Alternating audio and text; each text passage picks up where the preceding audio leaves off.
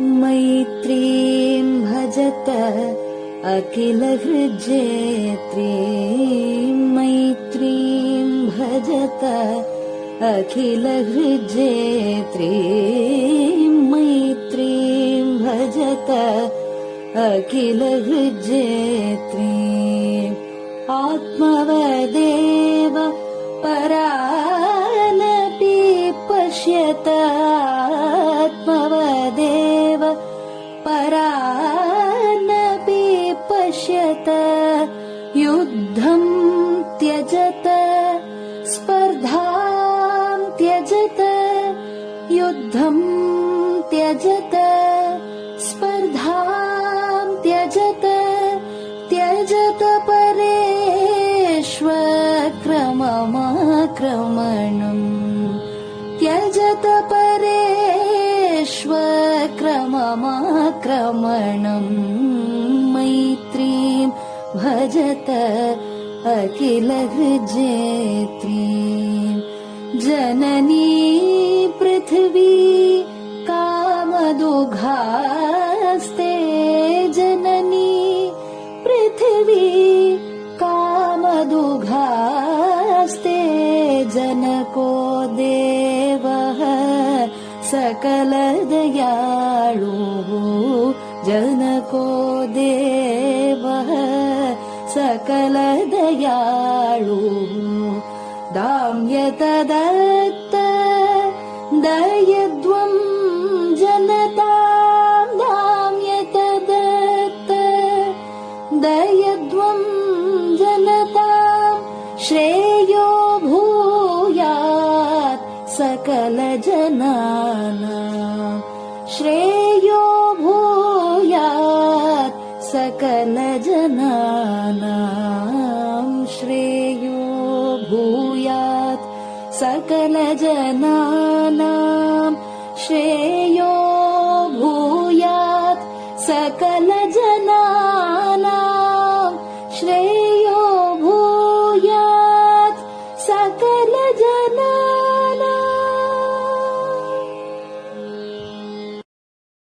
பெரிவாசரணம். மைத்ரீம் பஜத. பாடியவர் குமாரி சிவஸ்ரீ ஸ்கந்தபிரசாத். பெரிவாசரணம். வணக்கம். பெரிவா வானொலியின் காலை நிகழ்ச்சிகளுக்கு உங்களை அன்புடன் வரவேற்கிறோம். முதலில் பெரிவா சுப்பிரபாதம். பெரிவாச்சரணம். பெரிவா சுப்பிரபாதம். பாடியவர் ஸ்ரீமதி லதா ஸ்ரீதரன் அவர்கள்.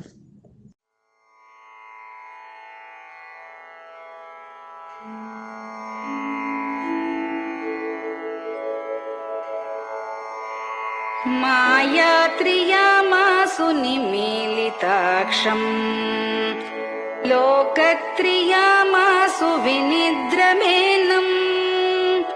लोकस्य रीत्या हि निबोधयामि, साक्षात् गुरुं चन्दिरशेखरेन्द्रम्, साक्षात् गुरुं चन्दिरशेखरेन्द्रम्। प्रातः सरोजकुसुमानि विहाय निद्राम्, बालारुणातपसुवर्णमयानि नित्यम्। कूजन्मरालकलहं सरवैः स्तुवन्ति, श्रीचन्द्रशेखर गुरो तव सुप्रभातम्, श्रीचन्द्रशेखर गुरो तव सुप्रभातम्।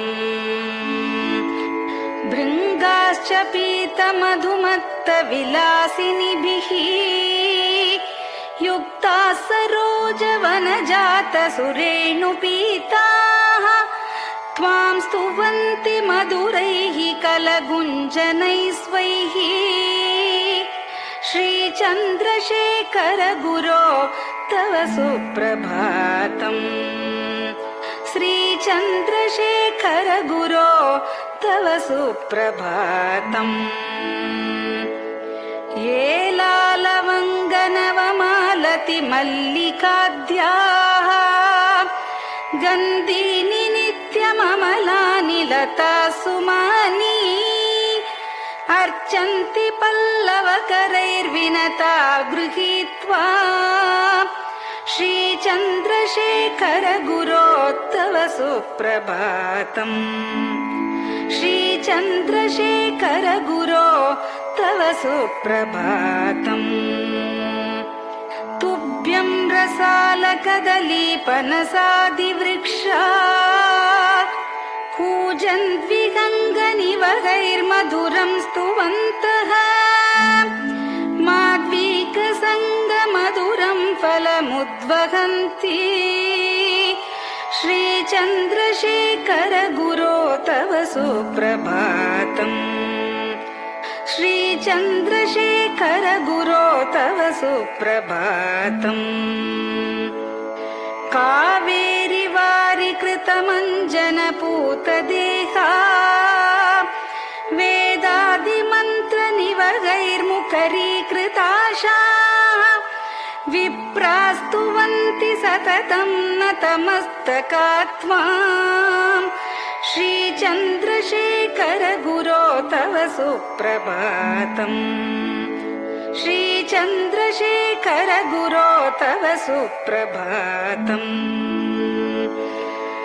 भक्ताश्च ते विहितकर्मचया विशुद्धाः भक्त्यार्जिताखिल विशिष्टफलैकहस्ताः त्वद्दर्शनमगकरं परिलब्धुकामाः श्रीचन्द्रशेखर गुरो तव सुप्रभातम् श्रीचन्द्रशेखर गुरो तव सुप्रभातम् भूत्यासितेन वपुषा भुविशैव तत्त्वम् शक्त्यार्पितेन मनसा वरशाक्ततत्त्वम् नारायणेति वदता वदनेन विष्णोः तत्त्वं त्वया प्रकटितं तव सुप्रभातम् तत्त्वं त्वया प्रकटितं तव सुप्रभातम् स्वामिन् पदाब्जमधुपा इव भक्तलोकाः सेवां विधातुमधुना तव जागरूकाः उत्तिष्ठ पङ्कजपदानि निधाय भूमौ पूर्वं वदामि विनतस्तव सुप्रभातम् पूर्वं वदामि विनतस्तव सुप्रभातम् इत्यष्टकं शुभकरं कलिकल्मषघ्नम् भक्तेन केनचिदहो परिजल्पितं च उत्थाय जल्पति नरो विनत प्रभाते सन्मङ्गलानि लभते बहुधातिशीघ्रम् सन्मङ्गलानि लभते बहुधातिशीघ्रम् सन्मङ्गलानि लभते बहुधातिशीघ्रम्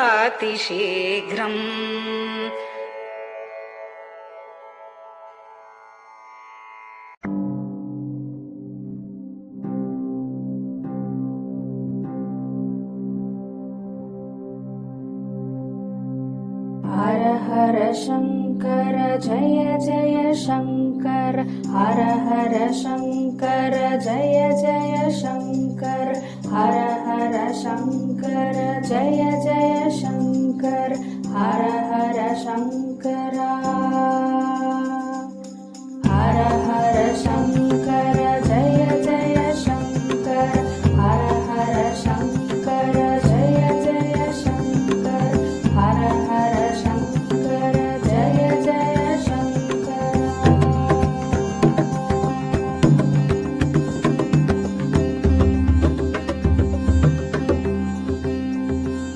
श्रुति स्मृति पुराणानाम्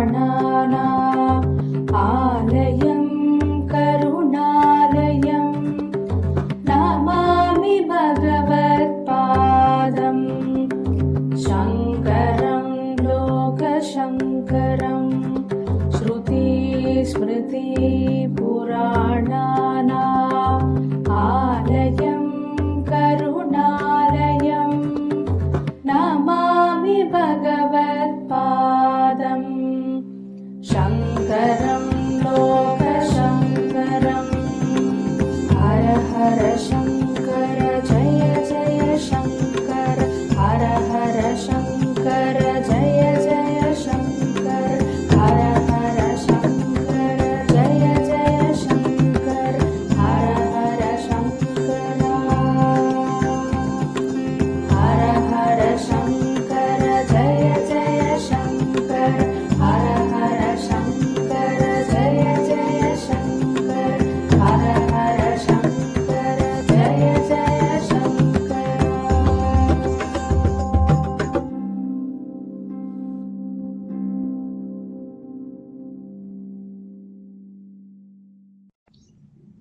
பெரியவாச்சரணம்.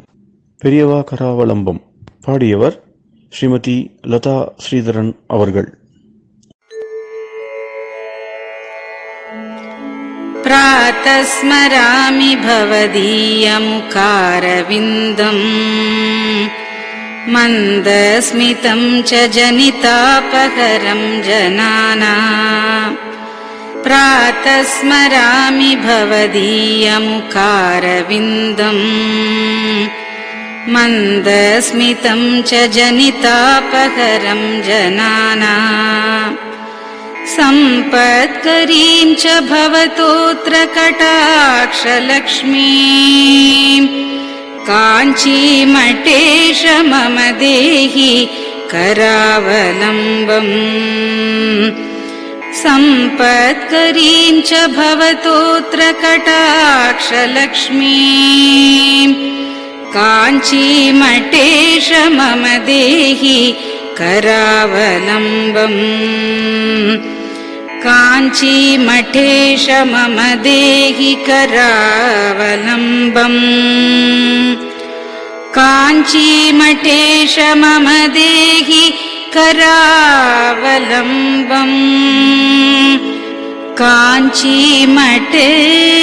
मम देहि करावलम्बम् प्रातः स्मरामि कलिदोषहराणि यानि हृद्यानि दिव्यमधुराणि मनोहराणि प्रातः स्मरामि कलिदोषहराणि यानि हृद्यानि दिव्यमधुराणि मनोहराणि वाक्यानि तेऽध्यवदनाम्बुजनिर्गतानि काञ्चीमठेश मम देहि करावलम्बम् वाक्यानि तेऽध्यवदनाम्बुजनिर्गतानि काञ्चीमठेश मम देहि करावलम्बम् काञ्चीमठेश मम देहि करावलम्बम् काञ्चीमठेश मम देहि करावलम्बम् काञ्चीमठेश मम देहि करावलम्बम् वक्षस्थलं विमलहेम समानवर्णम् भस्माङ्कितं जनमनोहर कुङ्कुमाक्तम् वक्षस्थलं विमलहेम समानवर्णम् भस्माङ्कितं जनमनोहर कुङ्कुमाक्तम् प्रातः स्मरामि भवतोऽत्र चिरं महात्मन् काञ्चीमठेश मम देहि करावलम्बम् प्रातः स्मरामि भवतोऽत्र चिरं महात्मन् काञ्चीमठेश मम देहि करावलम्बम् काञ्चीमठेश मम देहि करावलम्बम् काञ्चीमठेश मम देहि करावलम्बम् काञ्चीमठेश मम देहि करावलम्बम् मत्तेभतुल्यगमनं च निरीक्ष्यतेऽद्य यात्वा वनान्तरमनन्तगजाश्च लीनाः मत्तेभतुल्यगमनं च निरीक्ष्यतेऽद्य यात्वा वनान्तरमनन्तगजाश्च लीनाः प्रातः स्मरामि गजराजगतिं तवेदम् काञ्चीमठेश मम देहि करावलम्बम् प्रातः स्मरामि गजराजगतिं तवेदम् काञ्चीमठेश मम देहि करावलम्बम् काञ्चीमठेश मम देहि करावलम्बम् काञ्चीमठेश मम देहि करावलम्बम् काञ्चीमठेश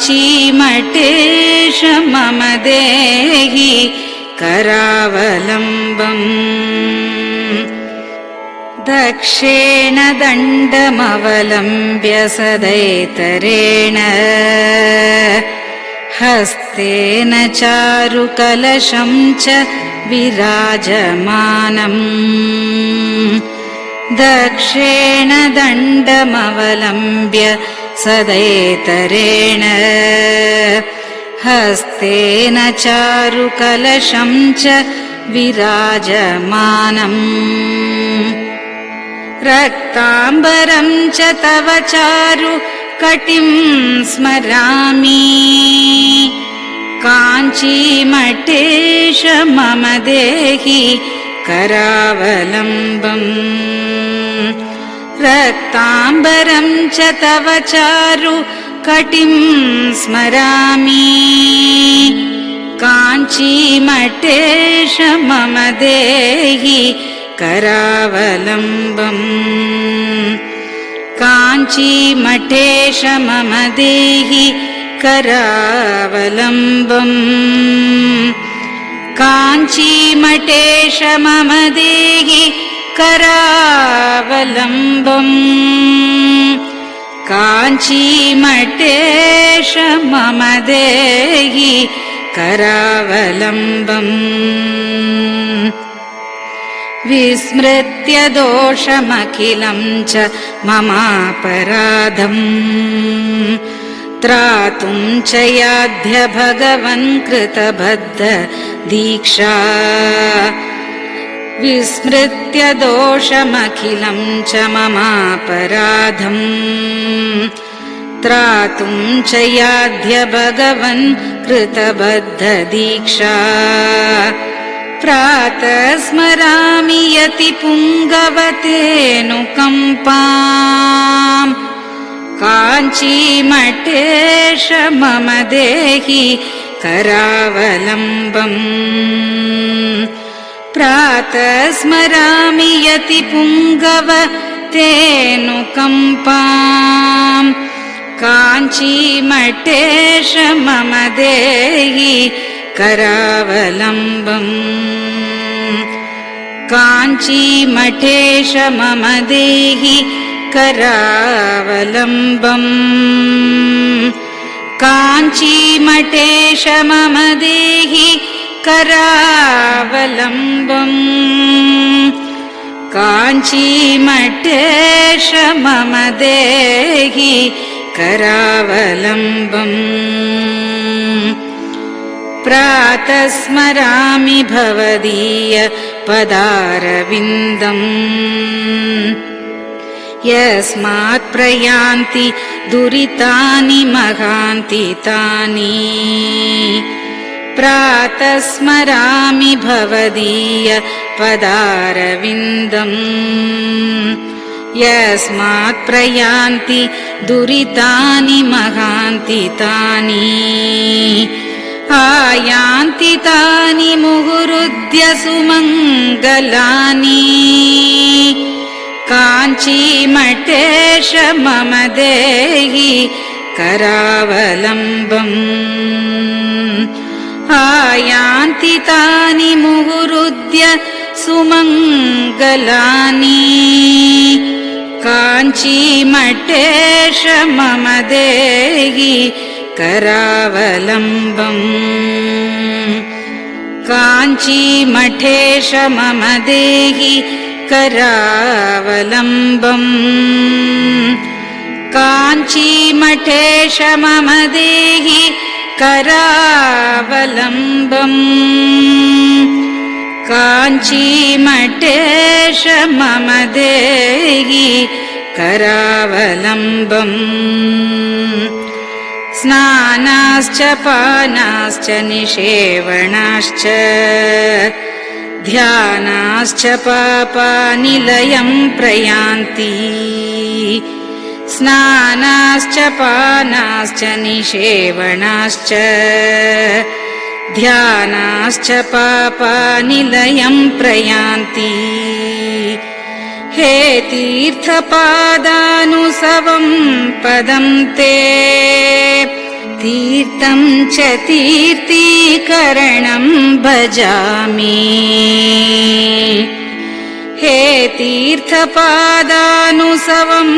पदं ते तीर्थं च तीर्थीकरणं भजामि काञ्चीमठेश मम देहि करावलम्बम् काञ्चीमठेश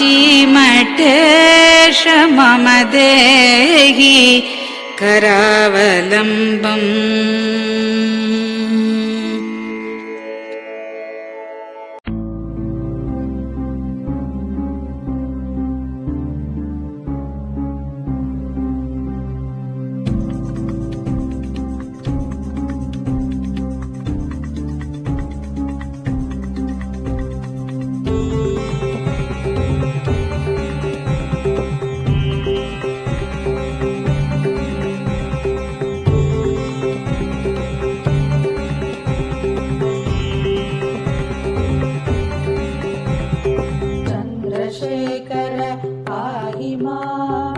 चन्द्रशेखर रक्ष मां चन्द्रशेखर पाहि मां जय चन्द्रशेखर रक्ष मां हर हर शम्भो शिव शिव शम्भो हर हर शम्भो शिव शिव शम्भो हर हर शम्भो शिव शिव शम्भो हर हर शम्भो शिव शिव शम्भो चन्द्रशेखर पाहि मां चन्द्रशेखर रक्ष मां चन्द्रशेखर पाहि मां जय चन्द्रशेखर रक्ष मां हर हर शम्भो शिव शिव शम्भो हर हर शम्भो शिव शिव शम्भो हर हर शम्भो शिव शिव शम्भो हर हर शम्भो शिव शिव शम्भो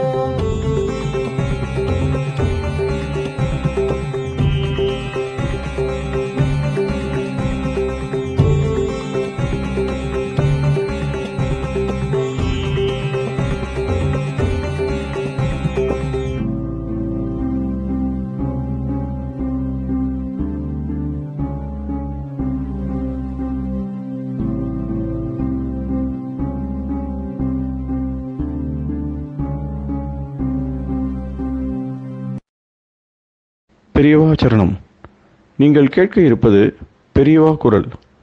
மகா பெரியவா உபன்யாசங்களில் இருந்து சில பகுதிகள். நமः பார்வதி பதயே. கோவிந்தநாம சங்கீர்த்தனம். நித்திய பூஜை, விசேஷ உற்சவங்கள் எல்லாம் குறைவில்லாமல் நடந்துட்டு வரணும். பாடல் பெற்ற க்ஷேத்திரங்களுக்குள்ள திருநல்லம்னு ஒரு க்ஷேத்திரம் இருக்கு. இந்த திருநல்லம்ங்கிற க்ஷேத்திரத்தில் சுவாமிக்கு உமாமகேஸ்வரர்னு பேர். அங்கே ஒரு நடராஜ சன்னிதானம் ஒன்று இருக்கு. அதே மாதிரி கும்பகோணத்தில் குடமூக்குன்னு ஒரு க்ஷேத்திரம் இருக்கு. அதுதான் கும்பேஸ்வரன் பேர். குடந்தை கீழ்கோட்டம்னு ஒரு க்ஷேத்திரம் இருக்கு. அதுக்கு நாகேஸ்வரன் பேர். இந்த நாகேஸ்வர சுவாமி கோவிலில் நடராஜா பெரிய நடராஜா. எழுந்துள்ள பண்ணோம்னா ஒரு பேர் வேணும். அந்த நடராஜாவிலும் பெரிய நடராஜா திருநல்லம்ங்கிற ஒரு க்ஷேத்திரத்தில் அந்த நடராஜாவை அந்த இடத்துலேருந்து புறப்பாடு பண்ணுறதே கிடையாது. எப்போ எந்த சோழருடைய காலத்தில் எழுந்துள்ள பண்ணினாலும் தெரியல. அவ்வளோ பெரிய நடராஜா திருநல்லம்ங்கிற க்ஷேத்திரத்தில், அதாவது மகாமகேஸ்வருடைய க்ஷேத்திரத்தில். அந்த நடராஜாவுக்கு அந்த இடத்துல வச்சு அபிஷேகம் பண்ணுறத தவிர வேறு எழுந்துள்ள பண்ணுறதுங்கிறது சாத்தியம் இல்லாத அவ்வளோ பெரிய. அந்த திருநல்லத்துக்கு பக்கத்தில் ஒரு மைல் 1.5 மைலுக்கு ஒரு குளத்தங்கரையில் ஒரு சிவலிங்கம் இருந்து, அந்த சிவலிங்கத்துக்கு நான் இப்படியே போயிட்டு இருந்தேன். போயின்ற ஒரு வழியில் தனியாக ஒரு சிவலிங்கம் இருந்தேன்.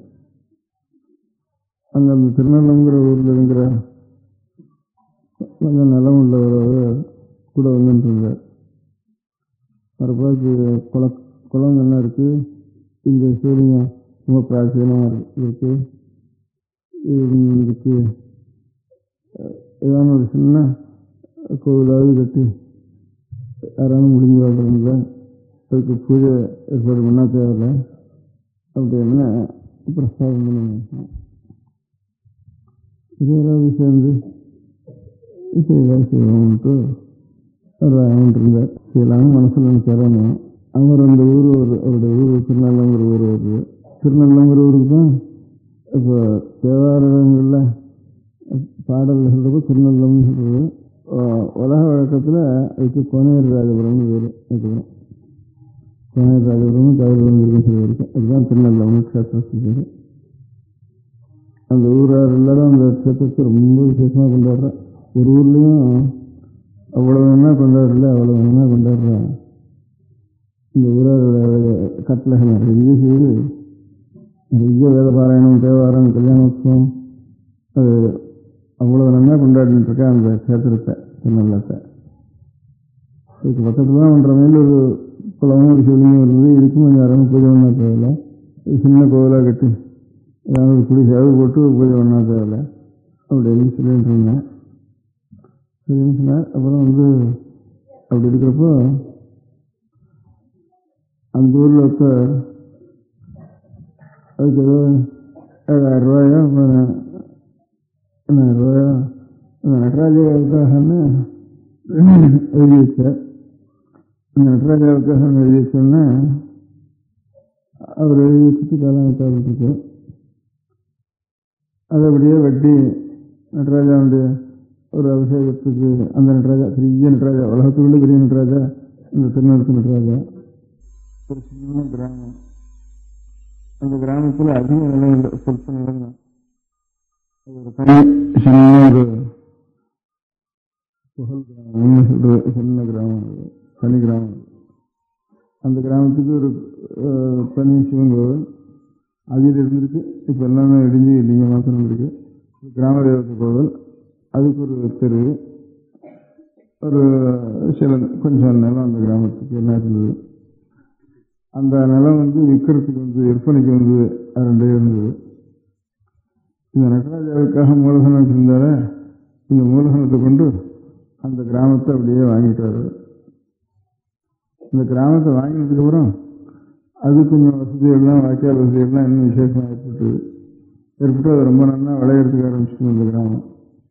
இந்த மூலதனத்துலேருந்து வாங்கினது ஏகபோக கிராமமாக வாங்கிவிட்டார். வாங்கினோடனே நிறைய விளைஞ்சது. விளைஞ்சதுக்கப்புறம் நான் சொன்னது ஒரு ஞாபகம் இருந்தது. அது நல்ல கோவிலாக கட்டுவிட்டார், ரொம்ப அழகான கோவிலாக கட்டுவிட்டார். அவ்வளோ மூலதனம் கோவில் இல்லை. அதில் ஒரு நடராஜா எழுந்தில் பண்ணிட்டார் அந்த கோவிலில். இந்த நடராஜாவுடைய சொந்த நடராஜாவா இந்த நடராஜாவுடைய ஒரு ஆசிரித நடராஜாவா இன்னொரு நடராஜா வந்துட்டு அந்த கோவிலுக்கு அதே மாதிரி உற்சவமூர்த்திகள் நடராஜா எல்லாம் வச்சு அந்த மாதிரி ஒரு கோவில் கும்பாபிஷேகம் பண்ணி ரொம்ப அழகான கோவிலாக கட்டி நடத்திட்டு அந்த மாதிரி எங்கேயான கோவில்களில் பணம் அந்த கோவிலுக்கு ஏற்பட்ட திருப்பணி உற்சவங்கள் இது போக மிஞ்சுறது ரொம்ப அபூர்வம் தான். அப்படி எந்த கோவில்லையோ கட்டளையிலையோ அதான் மிஞ்சி தானே பூஜை இல்லாமல் இருக்க முடியாத ஒரு சிவலிங்கங்களுக்கு சிறுவன் பூஜை செய்ய முடியாத அந்த வழியிலேயே அதை விநியோகம் பண்ணி தான் தேவையில்லைன்ட்டு தோன்றுவது. இப்போ ராஜாங்கத்தாருக்கும் அந்த அபிப்பிராயம் வந்திருக்கு, இந்த மாதிரி செய்யணும்னு. பழைய நாளில் இந்த ராஜாங்க என்டமெண்ட் போர்டு ஆரம்பித்த காலங்கள்லாம் இதெல்லாம் வெறும் எண்ணத்துக்கு இந்த கோவிலுக்கெல்லாம் கொண்டு விடுறது எல்லாம் ரிஃபாரத்துக்கு உபயோகப்படுத்தலாம் இந்த பணத்தெல்லாம்னுட்டு அப்படி அந்த எண்ணத்தோடையே அது பரிபாலனை பண்ணுறவருடைய அபிப்பிராயம் இருந்தது. அதனால் அவள் ஏதோ கணக்கு பார்க்குறது கோவிலுடைய காரியங்கள் என்ன நடக்கிறதாங்கிறது அதிக திருஷ்டி பண்ணலை. எப்பயாவது இந்த பணத்தை எடுத்து வேறு அவளுக்கு எது நியாயம்னு தோன்றதோ அந்த மாதிரி காரியத்தில் விநியோகப்படுத்தலாம். இது வீணாக போகிறது அநேக பணம் கோவில்னு பேர் வச்சுட்டு அப்படிங்கிற ஞாபகத்தோடையே வந்துட்டு இருந்திருக்காரு ரொம்ப பேர். இப்போ ஒரு 10 வருஷம் அப்படி இல்லை, கொஞ்சம் நல்லா இப்போ 2-3 அதிகாரிகளாக வரவா ஒரு 10 வருஷத்தில் கொஞ்சம் கொஞ்சமாக அவளுக்கு நன்னா செய்யணும்னு அபிப்பிராயம் இருந்திருக்கு. இப்போ இந்த தடவை இருந்திருக்கிறா ரொம்ப நன்னா செய்யணும்னு அபிப்பிராயம் இருக்குது. இந்த தடவை இதுக்கு முந்தையே ஒரு 2 தடவை கொஞ்சம் தேவலை, இந்த தடவை இருக்கிறவர்களுக்கு ரொம்ப நன்னா செய்யணும்னு ஆசை இருக்குது. அதனால் இந்த மாதிரி முறையில் இந்த மாதிரி ஏதானு கொஞ்சம் வாஸ்தவத்தில் அதுக்கு ஏற்பட்ட திருப்பணிகளும் குறைவில்லாமல், அந்த கோயிலுடைய பிராகாரங்கள் திருப்பணி அதுக்கும் குறையில்லாமல், பூஜை நித்தியோத்சவம் மாசோத்சவம் எதுக்காக ஏற்பட்டு அதுக்கும் குறையில்லாமல் மிஞ்சித்தானே எந்த இடத்துலையாவது ஒரு கோவிலையாவது ஸ்வீகாரம் எடுத்துக்கிறது இருக்காப்புல இதுக்கு புள்ள ஸ்வீகாரம் எடுத்துக்க வேண்டி அநாத குழந்தைகளை ஆர்ஃபனேஜ் மாதிரி ஆர்ஃபனேஜ் கொடுக்கணும்னா சொல்லிட்டு தான் சுவாமியே ஆர்ஃபனாக இருக்காரு இடங்கள்ல. அதில் அந்த ஆர்ஃபனாக இருக்கிற கோவில் சொத்தை கோவில் ஆர்ஃபனேஜுக்கே எடுத்து வந்து அதை உபயோகப்படுத்தி அநாதையாக இருக்க முடியாத கோவிலில் அது உபயோகப்படுத்தினா அது வாஸ்தவமாக ஒரு கோவிலை நடத்தணுன்னா சுவாமி ஒன்றும் சாப்பிட்றதில்லை.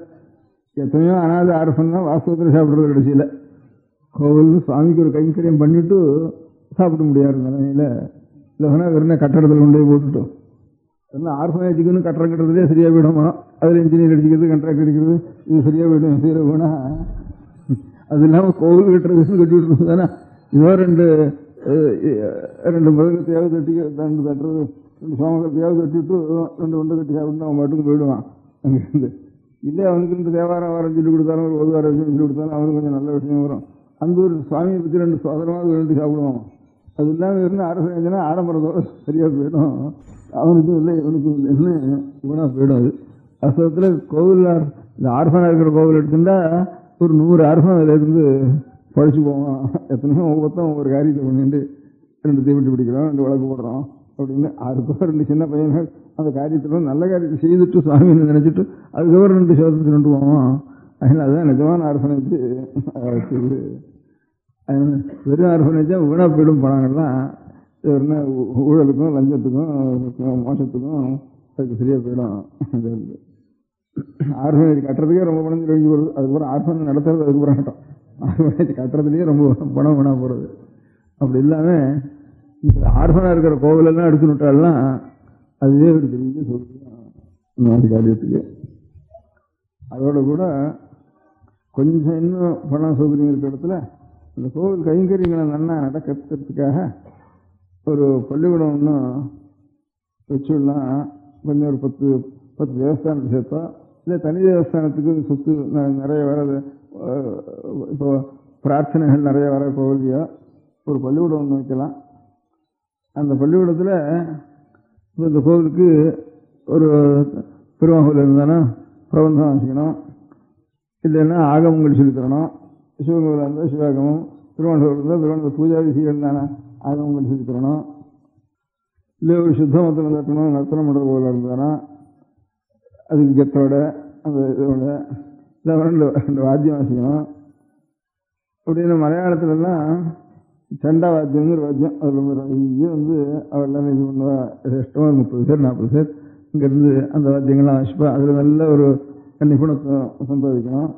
இப்படி இந்த கைங்கரியங்கள் என்னென்ன வாத்தியத்தினால கைங்கரியுமோ, பூஜையினால கைங்கரியுமோ, வேதத்தினால கைங்கரியுமோ, தேவாரத்தினால கைங்கரியுமோ, திருவாவளி பிரபந்தத்தினால கைங்கரியும், ஆதாருக்கு எந்தெந்த முறைகள் பரம்பரை அவளுக்கு வந்திருக்கோ அந்த மாதிரி குழந்தைகளெல்லாம் சேர்த்து அதை கொஞ்சம் ஒரு ஸ்கூல் வச்சு சிற்பம் கூட சொல்லிக் கொடுக்கலாம்.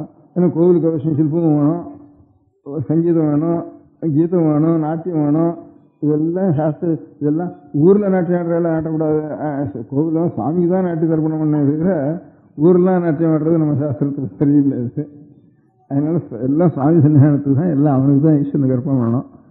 ஒவ்வொரு கலையிலையும் வேதம், ஆகமம், சங்கீதம், வாத்தியம், நாட்டியம், சிற்பம் இதெல்லாம் சுவாமிக்கு அங்கமான கலைகள். இவ்வளோ கலைகளையும் வளர்க்குறதுக்கு ஒரு ஸ்கூல் வச்சு அந்தந்த கலைகளுக்குனால எந்தெந்த வம்சத்தினுடைய குழந்தைகளுக்கு கைங்கரியம் பண்ண வேண்டியவாளோ அவள்லாம் இஷ்டப்பட்டாளானா அந்த கைங்கரியத்தை பண்ணலாம். இதே வெளியூரில் இருந்தாலும் இந்த கலைகளை கற்றுக்கிறேன்னு அவள் வந்தாளானா அவளுக்கும் அந்தந்த கோவிலுக்கு ஏற்பட்டவாள் வந்தாலும் ஜாஸ்தி ப்ரிஃபரன்ஸ் கொடுக்குறவாளுக்கு. இல்லை வெளியில இருந்தாலும் வந்து கற்றுண்டாலும் கற்றுக்கிட்டோம் அப்படின்னு ஒரு பள்ளிக்கூடங்களை வைக்கலாம். அந்த பள்ளிக்கூடம் மாத்திரம் வச்சா நான் ஆகமம் பிடிச்சிட்டு இதை பிடிச்சிட்டு இந்த கோவிலே தான் ஜென்மம் முழுக்க போகணும், வேறு உத்தியோகம் பண்ண முடியாது, அதனால் அந்த ஸ்கூலுக்கு போகிறேன். இன்னும் இதுக்கு வரத்துக்கு கூட கொஞ்சம் யோசனையாக இருக்கும். இப்போ வேதத்துக்கு பள்ளிக்கூடம் வச்சாலும் சரி, தேவாரத்துக்கு பள்ளிக்கூடம் வச்சாலும் சரி, வரத்துக்கு ஆள் கிடையாது. இப்போ மூலதனத்தை வச்சாலும் இந்த மாதிரி அதுவும் கொஞ்சம் வரத்துக்கும் சந்தேகமாக தான் இருக்கும் பையனில் வர்றது. அதுக்காக இப்போ ஒரு சௌகரியம் இருக்குது. இந்த இது ஓரியன்டல் ஸ்கூல்னு வைக்கலாம்னுட்டு இப்போ கவர்மெண்ட்டில் 5-6 வருஷமாக சில தமிழ் ஸ்கூலோ சம்ஸ்கிருத ஸ்கூலோ தனியாக வைக்கலாம்னு வச்சுருக்கா. அதில் SSLC வரைக்கும் படிக்கலாம். இனி தமிழோ சம்ஸ்கிருதம் அதை கம்பல்சரியாக முக்கிய பாடமாக வச்சுருந்து பாக்கி பாடத்தெல்லாம் இது பண்ணிட்டு ஒரு 10 வருஷம் படித்தீங்கன்னா SSLC பாஸ் பண்ணி வச்சுடலாம். அந்த SSLC வச்சு இந்த ஞானமும் வருது. அதுக்கு ஏதோ கொஞ்சம் சர்க்காருக்கு பாக்கி ஹை ஸ்கூலுக்கு எவ்வளவு மூலதனம் கேட்குறாளோ அதுக்காக கொஞ்சம் குறைச்சலாக கேட்குறதுக்கு கொஞ்சம் இது விருத்தி பண்ணணுங்கிறதுக்காக 16,000 ரூபா கொடுத்துட்டா நாங்கள் இது அப்ளிகேஷன் கொடுத்துட்றோம், ரெக்கக்னேஷன் கொடுத்துட்றோம் அப்படின்னு வச்சுருக்கா. அந்த மாதிரி ஒரு பள்ளிக்கூடத்தை வச்சு அதில் தனியாக சமஸ்கிருதமோ தமிழோங்கிறதாலும் கூட ஒரு மணி கூட வச்சு அவளுக்கு இந்த அந்தந்த கலைகளுக்கு கோவிலுக்கு வேண்டிய கலைகளுக்கெல்லாம் ஒரு வாத்தியாரை வச்சு அந்த இந்த SSLC படிக்கிறதுக்குள்ள அந்த கலைகளையும் அதிகப்படியாக ஒரு வேலை ஒரு நேரம் ஒருத்தன் படித்தான்னா அவனுக்கு அதை ஃப்ரீயாக ஆகாரத்தையும் போட்டு, சம்பளம் தான் கிடையாது, சம்பளம் வேண்டாம், ஃப்ரீயாக ஆகாரத்தையும் போடுறது, கையில் ஸ்டைபெண்டாக ஒரு 5-10 பணத்தையும் கொடுக்குறது. அதனால் இவ்வளவும் வாங்கிட்டு அவன் படித்தான்னா அதுக்கப்புறம் அவன் படித்து பாஸ் பண்ணான்னா இதுக்கு இஷ்டம் இருந்தால் இந்த கைங்கரியம் பண்ணட்டும், இல்லை எனக்கு இஷ்டம் இல்லை இன்னும் கட்டிக்காரனா போயிட்டான்னா வேறு எங்கேயான உத்தியோகத்துக்கு போயோ வியாபாரம் பண்ணி ஏதாவது பண்ணிட்டு போட்டோங்கிறதுனால கொஞ்சம் கூட பையனும் வருவான். இதுக்காரான 4 பேர் கிடச்சின்னு இருப்பா இந்த கலைகளுக்கு. அதனால அந்த மாதிரி இருக்கிற இந்த ஓரியன்டல் ஸ்கூல்ங்கிற ஒரு முறையில் ஒரு தமிழ் ஸ்கூலோ சமஸ்கிருத ஸ்கூலோ அப்படி சமஸ்கிருதம்னு ஏதாவது ஒரு ரெக்கக்னேஷனுக்காக ஒன்று பேர் வச்சு விடுறது. அப்புறம் எல்லா கலைகளுக்கும் ஒரு வாத்தியார் வச்சு விடுறது.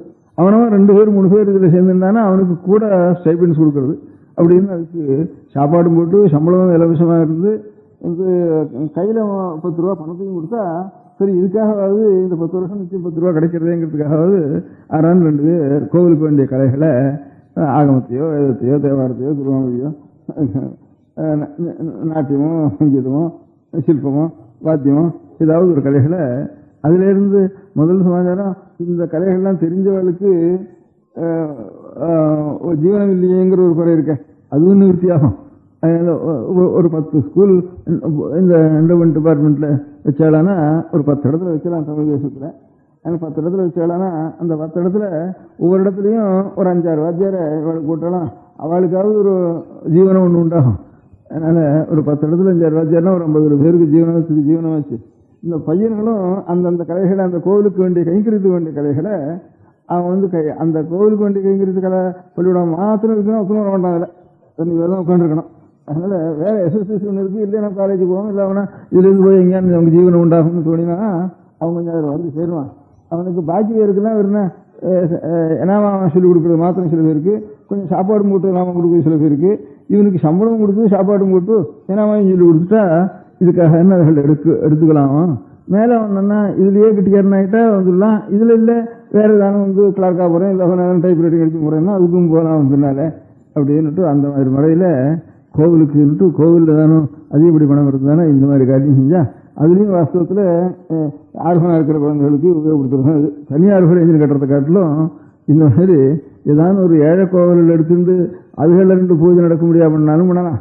அதோட கூட கோவில் கைங்கரியம் நன்னா நடக்கிறதுக்கு பழைய காலத்தில் இப்போ சித்திரம் சாமரம் கீதம் நாட்டியம் வாத்தியம் அந்த என்னென்ன உபச்சாரங்கள் சாஸ்திரத்தில் இருக்கோ அந்த உபச்சாரங்கள் எல்லாமே சுவாமிக்கு நன்னா நடக்க முடியும். அப்போ வேதங்கள், சாஸ்திரங்கள், தேவாரங்கள், திருவாமிகள், தமிழ் இருக்கக்கூடிய நூல்கள், ஆகமங்கள், சிவாகமம், விஷ்ணுவாகமம், வைகானகம், பாஞ்சராத்திரம் எல்லாமே வளர்றதுக்கு ஒரு எது நம்ம பகவானுக்கு வேண்டிய கைங்கரியம் பண்ண முடியாத ஒரு சாஸ்திரங்கள் எது இருக்கோ அதுக்கெல்லாம் வளர்றதுக்கும் ஒரு வழியாக இருக்கும்.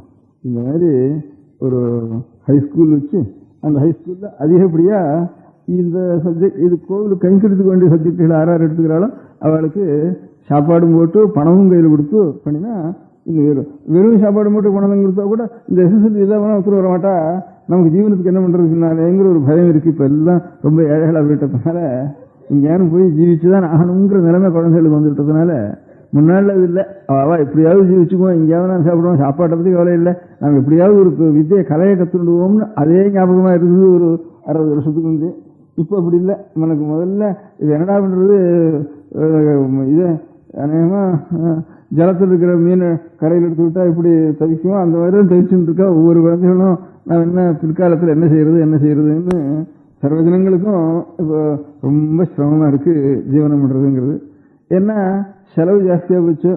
ஒரு குடும்பத்துக்கும் சாமான்யமாக ஒரு தலையில் ஒரு துணியை கட்டிட்டு கோவணத்தை கட்டிட்டு ஏதோ கூழ கட்டிச்சுட்டு இருந்தா போகிறோங்கிற எண்ணம் அந்த நாளில் இருந்து. வேற துணியும் அதிகமாக வேண்டியதில்லை, ஆகாரமும் அதிகமாக வேண்டியதில்லை, அப்படி இருந்தது சகஜமாக.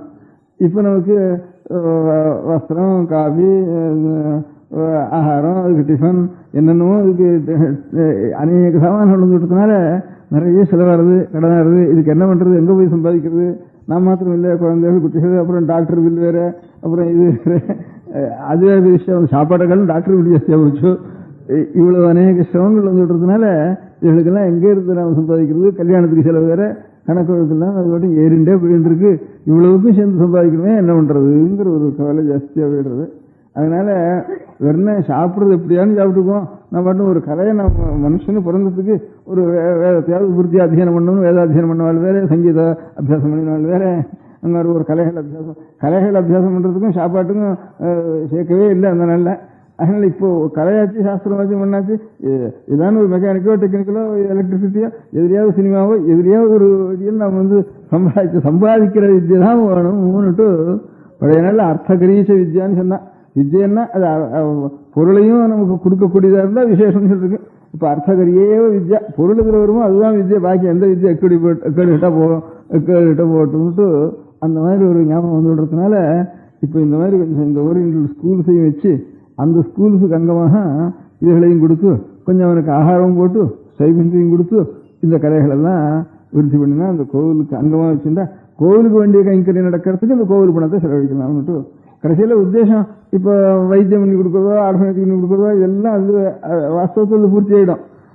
வெறும் அதை மாத்திரம் பண்ணிட்டு போய் உபயோகம் இல்லாமல் கடைசியில் பண்ணுறதை காட்டிலும் இந்த மாதிரி ஒரு ஏழை கோவில்கள் எடுத்துட்டு அதுகளை பூஜை நடக்கிறதும் ஒரு வித்யாசாலைகளை வச்சு அந்த வித்யாசாலைகளை கோவிலுக்கு வேண்டிய கைங்கரியத்துக்கு வேண்டிய வித்யாசாலையை வச்சு அது கொஞ்சம் குழந்தைகளுக்கு கொஞ்சம் கூட உற்சாகத்தை கொடுத்து அப்போ அவனுக்கு ஜீவனத்துக்கும் சிரமம் இல்லை, ஜீவனம் ஏதாவது நல்லா இதுலேயும் ஜீவனம் பண்ணலாம், இல்லை வேற இன்னொரு வழியிலையும் ஜீவனம் பண்ணலாம்னு தைரியம் கொடுத்து குழந்தைகளை அப்படி கொண்டு சேர்க்கிறாருன்னா தேவையில்லைன்ட்டு இந்த 2 காரியம் அவ செய்யலாம்னு தோன்றது. அந்த மாதிரி எண்ணம் அவளுக்கும் இருக்குது. இந்த மாதிரி முறையில் அவளுக்கும் தோன்றது. இப்போ நான் சொல்கிறோம் அவளுக்கும் அநேக யோசனை பண்ணிருப்பாள் இல்லையா, இதான் இந்த மாதிரி வழியில் செஞ்சா தேவை அப்படின்ட்டு.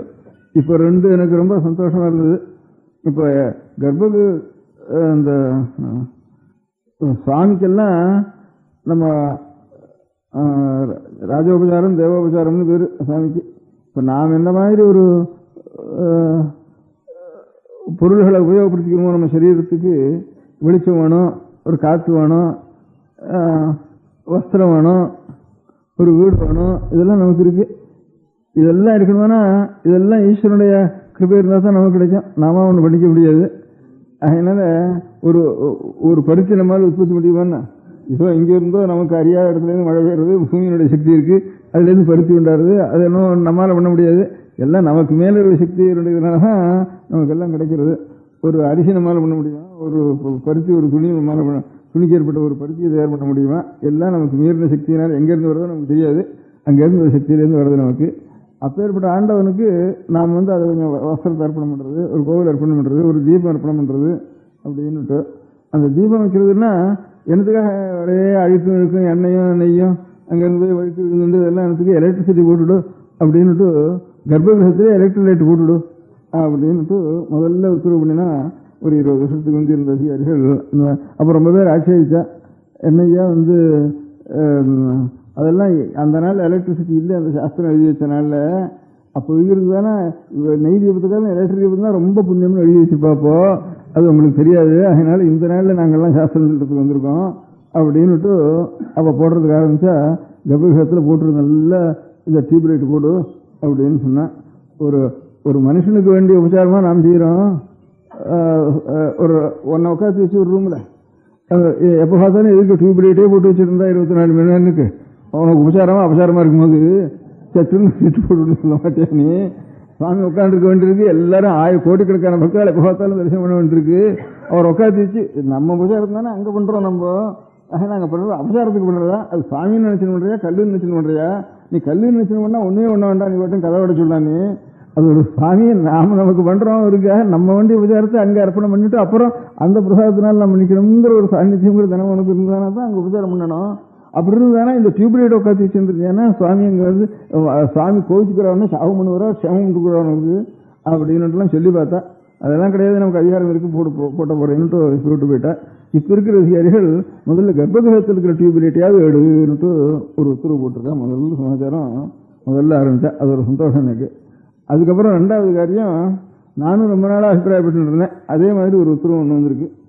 நான் இதுக்கு போயிருந்தேன், இந்த அநேக க்ஷேத்திரங்களில் போய் சுற்றின்னு வரப்போ ஜெகநாத க்ஷேத்திரம்னு பூரி ஜெகநாதம் இருக்குது, அந்த க்ஷேத்திரத்துக்கு போயிருந்தேன். அந்த ஊரில் ஒரு சங்கராச்சாரிய மட்டம்னு ஒரு மட்டம் இருக்குது, பூரி மட்டம்னுட்டு சமுத்திரத்தினுடைய கரையில் ஒன்று இருக்குது. அந்த ஜெகநாத க்ஷேத்திரத்தில் ஊரில் இருக்கிற முழுக்க கோவிலில் இருக்கக்கூடிய நைவேத்தியத்தான் சாப்பிட்றது. அந்த ஊர் டவுனில் எத்தனை பேர் இருக்காளோ அத்தனை பேருக்கும் கோவிலில் நைவேத்தியம் ஆகிடும். அது பாட்டுக்கு ஒரு பானைக்கு மேலே ஒரு பானை, ஒரு பானைக்கு ஒரு பானை, ஒரு பானைக்கு இப்படி பாட்டுக்கு 100 பானை 200 பானை 200 அரிசி அடுக்கடுக்கடுக்கடுக்காக வச்சு நைவேத்தியம் ஆகி இங்கேருந்து அரிசி போட்டான்னா மேல் இருக்கிற பானை கூட வெந்து போயிடும் சாதம் அந்த சாதத்தில். அங்கே அந்த சுவாமிக்கு தோஷமே கிடையாது, அந்த ஊருக்குள்ளே சுச்சியாசி கிடையாது. அந்த புராணத்திலேயே இருக்கு, நாய் இந்த பிரசாதத்தை தின்னுட்டு அதனுடைய மூஞ்சில் வழிச்சிருந்தா இருந்தானா அதை வழிச்சு நீ சாப்பிடு அப்படின்னுட்டு சொல்லிருக்கு. அதையாவது வழிச்சு இந்த பிரசாதத்தை நீ சாப்பிடணும், ஜெகநாதனுடைய பிரசாதத்தை அப்படின்னுட்டு சொல்றது. எல்லாம் ஒன்று கலக்க சேர்ந்துருந்தானா தெலுங்கு தேசத்தில் அந்த ஜெகநாதம் அப்படின்னு சொல்றது பரியாசமாக சொல்றது. ஜெகநாதத்தில் தோஷமே கிடையாதுன்னுட்டு சொல்றது. பாக்கி ஊரில் இந்த மாதிரி பண்ணாலும் சரி அந்த ஜெகநாதம் போயிருந்து அப்படின்ட்டு எல்லாம் ஒன்று கலக்க ஒன்றாக்க போயிட்டு இருந்திருப்போம். அந்த ஜெகநாதம்னு பரியாசமாக சொல்லுது. ஜெகநாத கஷேத்திரத்திலேருந்து பிரசாதம் எடுத்துன்னு வரணும்னா வடக்கு இருக்கிற வைராகி எல்லாம் அந்த சாதத்தை உணர்த்தி அதுதான் கையில் கொடுத்துட்டு வருவோம். பிரசாதம்னுட்டு அந்த சாதத்தையே உணர்த்தி தான் ஊருக்கு கொண்டு போய் பிரசாதம் கொடுப்போம். அந்த ஜெகநாத கஷேத்திரத்தில் அந்த க்ஷேத்திரத்தில் அந்த தோஷம் கிடையாதுன்னு சொல்கிறது. அந்த சாதத்துக்கு 10 சில தொட்ட தோஷமோ அதெல்லாம் ஒரு தோஷம் கிடையாது அப்படின்னு ஜெகநாத கஷேத்திரத்தில் ஏற்பட்டிருக்கு.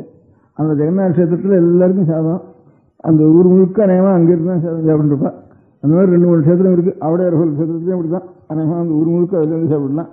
சிதம்பரத்துலேயும் கொஞ்சம் பணம் வாங்கி பட்டாயத்துக்கு பணம் கொடுத்துட்டா சுலபமான கிரயத்தில் நம்ம ஆற்றுல பண்ணோம்னா 2 நாளுக்குன்னா அங்கே 1/2 நாள் வாங்கிவிடலாம்.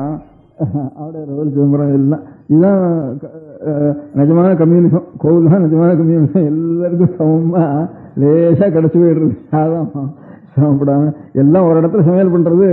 ஏதோ அவன் சொல்பம் வேலை செஞ்சுட்டு வந்தான்னா இவன் வீட்டில் சமையல் பண்ணினான்னா எவ்வளவோ அதில் 400 பங்கு செலவில் அவன் சாப்பிட்டு விடலாம்ங்கிறது தான் பெரிய வெள்ளம். அந்த மாதிரி க்ஷேத்திரங்கள் வச்சா ஜெகநாதத்தில் ரொம்ப தீவிரம். அந்த இவ்வளவுதான் வடிகிறதுன்னு கணக்கு வைக்கல. அந்த ஜெகநாத க்ஷேத்திரத்துக்கு நான் போயிருந்தேன். அங்கே சங்கராச்சாரிய பீட்டத்தில் இருக்கிறவளுக்கு மாத்திரம் கோவிலில் ஒரு பீடம் போட்டு ஒரு ஆசனம் கொடுக்கலாம், பாக்கி ஒருத்தரும் ஆசனத்தில் உட்காரப்படாதுன்னுட்டு ஒரு பழக்கம் இருந்தது. அங்கே நான் போயிருக்கிறப்போ சரி இவாளும் வெளியிலேருந்து வந்திருக்காளே, நாம் நம்ம ஊரில் இருக்கிற சங்கராச்சாரியர்களுக்கு மாத்திரம் கொடுக்குறதா, வெளியிலேருந்து ஒரு பீடத்தில் இருக்கிறவளுக்கும் கொடுக்குறதான்ட்டு அங்கே ராஜா இருக்கார், ராஜா புரின்னு ஒருத்தர் இருக்கார், அவர் தான் ட்ரஸ்டியாக இருக்கு. அவள் அங்கே இருக்கிற பண்டிதா எல்லாரும் கொடுத்து எனக்கும் அந்த மரியாதையை பண்ணுறதுன்ட்டு தீர்மானம் பண்ணினேன். தீர்மானம் பண்ணின உடனே சரிதான் நான் என்ன பண்ணினேன், இங்கே நான் பீடம் உட்கார்றதுன்னா நான் இப்போ ஒரு ரெண்டு மூணு சேனத்தில் இருக்கு. சுவாமி சித்தாந்தத்தில் போய் அவ்வளோ சிறப்பான பீடத்தில் வேண்டாம், சாமானியாக ஒரு 4 பேரை கூட இருக்க முடியாத பீடத்தில் உண்டு, மரியாதையாக நம்ம போய் உட்காருவோம். அங்கே அவள் பீடம் கொடுக்குறதுன்றதா கூட நாம் போய் மரியாதையாக உட்காருவோம் அப்படின்னுட்டு நாங்கள் போய் சின்ன பலகையாக இருக்கிற இடத்துக்குள்ள எடுத்துட்டு போகணும்னு சொன்னேன். இங்கே இந்த ஊரில் இருக்கிற சங்கராச்சாரிய கூட இந்த மாதிரி பலகம் போடுறதில்ல, ஆசனம் கொடுக்குறதுன்னா ஒரு கர்ப்பாசனமோ ஒரு கம்பளாசனமோ சின்னதாக அது மாத்திரம்தான் கொடுக்குறது, அது கூட படாது பாக்கி இருக்கலாம் அப்படின்னு சொன்னால் எனக்கு வெக்கமாக போச்சு. அதுக்கப்புறம் அப்படி அங்கே பண்ணிட்டு பார்த்துட்டு வந்தேன். அது கூட அதுவும் பெரிய உலகத்தில் ஆரோ ஒருத்தருக்கு தான் கொடுக்குறதுங்கிற மரியாதை. ஒரு சின்ன வியூவில் உட்காராம அதுக்கு கீழே ஒரு துணி மாதிரி ஒன்று போட்டு உட்கார்றதுங்கிறது அதுதான் சுவாமி சரணத்தில் பெரிய காரியம். அதை இது பண்ணுறதுன்னுட்டு அங்கே பண்ணிட்டுலேருந்து வெக்கமாக போச்சு எனக்கு. அப்புறம் நம்ம ஊரில் பார்த்தேன், அதுக்கு அடுத்தாப்புல அங்கேயிருந்து யாத்திரை வந்தேன். அப்போ எண்டமன் போர்டு ஏற்பட்டு எல்லாம் வச்சோம். கோவிலுக்குள்ளே நாற்காலியும் மேஜையும், அவளை வரவாளுக்கு அதிகாரிகள் வந்தாலும் அவளுக்கு மரியாதையும், அவளுக்கு காஃபியும் சாப்பிட்றதும் இங்கே இதுகளும் பார்த்தா எனக்கு தூக்கி வாரி போட்டுது. இதனோட எத்தனையோ பேர் பக்தர் தெரியுது, எத்தனையோ பேர் பக்தாலாம் வராள, இவளை காட்டிலும் இவ பாட்டுக்கும் அங்கேருந்து உட்காந்து பாட்டுக்கும் ஷர்ட்டையெல்லாம் போட்டு கால் ஷர்ட்டையை போட்டு பூட் ஷர்ட்டும் போடுறாலும் நமக்கு தெரியல, அவளையும் போட்டு இவாட்டும் நாற்காலில் உட்காந்துக்கு வருது. பக்தாலாம் வரவாது, இவா வேலைக்கு வரவா, சம்பளம் வாங்கிட்டு செய்யறவா, இவா பக்தால இருக்கிறவா கொடுக்குறவா, சுவாமியோட பக்தியா வரவா, சுவாமிக்காக ஏற்பட்ட இடம் இது. சுவாமியோட வீட்டில் இவெல்லாம் நாற்காலி போட்டு இங்கேயானு உட்காருறதுன்னு தானே இது ரொம்ப பெரிய அபச்சாரம் இருக்கு. நாம் ஜெகநாதத்தில் பார்த்ததுக்கும் இதுக்கும் அபச்சாரம் இருக்கே, இது என்னடா இது, இவ்வளவு திடீர்னு இப்படி இந்த ராஜாங்கத்தில் எடுத்துன்றதுக்கு இவ்வளவு அக்கிரமா வந்துட்டுன்னு எனக்கு ரொம்ப துக்கமாக இருந்தது. அதுக்கு ஏதோ ஒரு இடத்துல சொல்லவும் சொன்னது. இப்போ அதுக்கு மாறுதல், நீங்கள் தானே நாற்காலி போட்டு உட்கார்றதா ஆஃபீஸ் பண்ணுறதானா கோவிலுக்கு வெளியில் பண்ணுங்க, உள்ளே பண்ணுறதானா மேஜையை போட்டுண்டு வெண்ணெய் இது போட்டு கீழே உட்காந்து ஆஃபீஸ் பண்ணுங்கன்ட்டு இப்போ சமீபத்தில் ஒரு உத்தரவு போட்டிருக்கா. அதே அவளுடைய நல்ல எண்ணத்தை காட்டுறது. அதான் நான் 2 சொன்னேன், உள்ள கர்ப்பகிரகத்தில் சுவாமிக்கு எப்போ பார்த்தாலும் டியூப் லைட் போட்டு அவர் கண்ணு ஒன்றும் அவர் தலைவலி எடுக்க முடியாது பண்ணுறதை காட்டணும். அது ஒன்று நிவர்த்தி பண்ணினா இப்போ இந்த காரியம் ஒன்றும் நிவர்த்தி பண்ணியிருக்கா. இது 2ம் ஒரு நல்ல அறிகுறியாக இருக்குது. இப்போ இருக்க முடியாத அதிகாரிகள் பண்ணினது மனசுக்கு திருப்தியாக இருக்கு. அதிகாரம் பண்ணது திருப்தியா இல்லாம இருக்குன்னா திருப்தியா இல்லைன்னு நம்ம சொல்ல போறது இல்லை, இருந்தா திருப்தியா இருக்குன்னு சொல்ல போறோம். திருப்தியா இல்லாம இருந்தானா ஏதோ நாம் சொன்னதை கேட்கக்கூடியதா இருந்தானா இதுதானே நானும் தனியா வேணா வாழ்க்கை சொல்லலாமே செய்யற. இவ செஞ்சது 2 காரியம் நல்லா இருக்கு. நான் இன்னொன்னு சொல்றது இந்த உலகத்துக்குள்ள எந்த இடத்துல நமக்கு சுத்தமா ஈஸ்வரன் இடத்துல நாம் சுத்தமான வஸ்துக்களை அர்ப்பணம் பண்ணினோம்னா நமக்கும் எல்லாம் சுத்தமாக கிடைக்கும். இல்லைன்னா நமக்கு அங்கே எப்படி அர்ப்பணம் பண்ணுறோமோ அப்படிதான் இங்கேயும் நமக்கு இருக்கும். அங்கே அழுகல் அர்ப்பணம்னா நமக்கெல்லாம் அழுகலாக போயிடும். அந்த மாதிரி அங்கே அழுக்க அர்ப்பணம் பண்ணினா இங்கே உள்ள அழுக்காக போயிடும் நமக்கு. அதனால் உலகத்துக்குள்ள அழுக்கு துணி எங்கடான்னா சுவாமி தான் அப்படின்ட்டு அப்படி இருக்கிற தேசத்தில் கோவிலில் இருக்கிற சுவாமிக்கு தான் உலகத்துக்குள்ள பெரிய அழுக்கு துணி கருப்பு துணி அப்படின்னு இருக்கு நம்ம இதில். அது நமக்கு தான் அப்படி, நமக்கும் அப்படிதான் நம்ம உள்ள அழுக்கா போயிடுறது. அதனால அந்த ஞாபகம் நான் வச்சுட்டோம்னா அது பண்ண மாட்டோம். அங்கே சுத்தமாகவே இருக்கணும், இருக்கிறதுக்குள்ள சுத்தமாக இருக்கிறது அந்த இடத்துல அப்படின்னு சொன்னேன். அதையும் இப்போ ஒரு உத்தரவு போட்டிருக்கா இந்த மாதிரி. அதனால் அந்த ஒரு அந்த வஸ்திரத்தை சுத்தமாக பார்த்துக்கணும்னுட்டு அதை இவா போட்டு என்ன பண்ணுறது, அங்கே இருக்கிறவா பார்த்துக்கணும். பாக்கி 2 காரியம் டியூப்லைட் எடுத்துடலாம், இந்த ஆஃபீஸ் எடுத்துடலாம், டைரக்டான காரியம் அது. எப்படி இருந்தாலும் அது அங்கே கிட்ட இருக்கிறவா கைங்கரியம் பண்ணுவேன் செய்கிற. அது ஒவ்வொருத்தரத்துலையும் போய் பார்த்து பண்ணுறதுங்கிறது எல்லாருக்கும் அதில் பக்தாளுக்கெல்லாம் அதில் பக்தி இருக்கணும். அந்த பக்தாளுக்கெல்லாம் பக்தி இருக்கணும். நான் ஒரு நாளைக்கு துணியை கூட நான் துவைச்சாவது கொடுக்குறேங்கணும். இல்லைன்னா அப்பப்போது அவன் எடுத்துன்னு போனாலும் போட்டும் நான் ஒரு புது துணியாக நல்ல துணியாக அப்பப்போ பார்க்குறப்பாவது நான் ஒரு சின்ன துணியை கொடுத்து சுவாமிக்கு இது அர்ப்பணம் பண்ணுன்னுட்டு நாம் கிட்டக்கு இருக்கிற இல்லையாவது நான் பண்ணிட்டு இருக்கணும். 2வது ஆறானுங்க அந்த அதிகாரிகள்கிட்ட இந்த மாதிரி அழுக்கா இருக்கு, நான் நீங்கள் வச்சுக்காதப்பா நான் சொல்லிவிடுவேன், அவள் கூட உத்தரவு பண்ணியிருக்காமல் இருக்கேன் அப்படிங்கிறத ஞாபகம் படுத்தணும் அவளுக்கு. சரி அப்படி ஞாபகப்படுத்துறப்பாவது ஏதாவது புகார் பண்ண போறானேன்னு அவளுக்கு ஒரு யோஜனை இருக்கணும் அங்கே இருக்கிறவளுக்கு. அந்த மாதிரி கொஞ்சம் பயம் பக்தி 2ஓடையும் கலந்து நாமும் கொஞ்சம் நயமாயும் சொல்லணும் பயமாயும் சொல்லணும். அது எல்லாருடைய பொறுப்பு. அது அந்த மாதிரி எல்லாருடைய பொறுப்பு இருந்தால் தான் அங்கே கொஞ்சம் சுத்தமாக இருக்கும். அவள் உத்தரவு போட்ட வரைக்கும் அவளுக்கு புண்ணியம் உண்டு. அதனால காரியம் நடக்கிறதுக்கு நாம் எல்லாரும் சேர்ந்து தான் அந்த காரியத்தை நடத்தணும். நம்ம அந்த மாதிரி இந்த 2-3 காரியம் கொஞ்சம் அனுகூலமாக செஞ்சுருக்கா.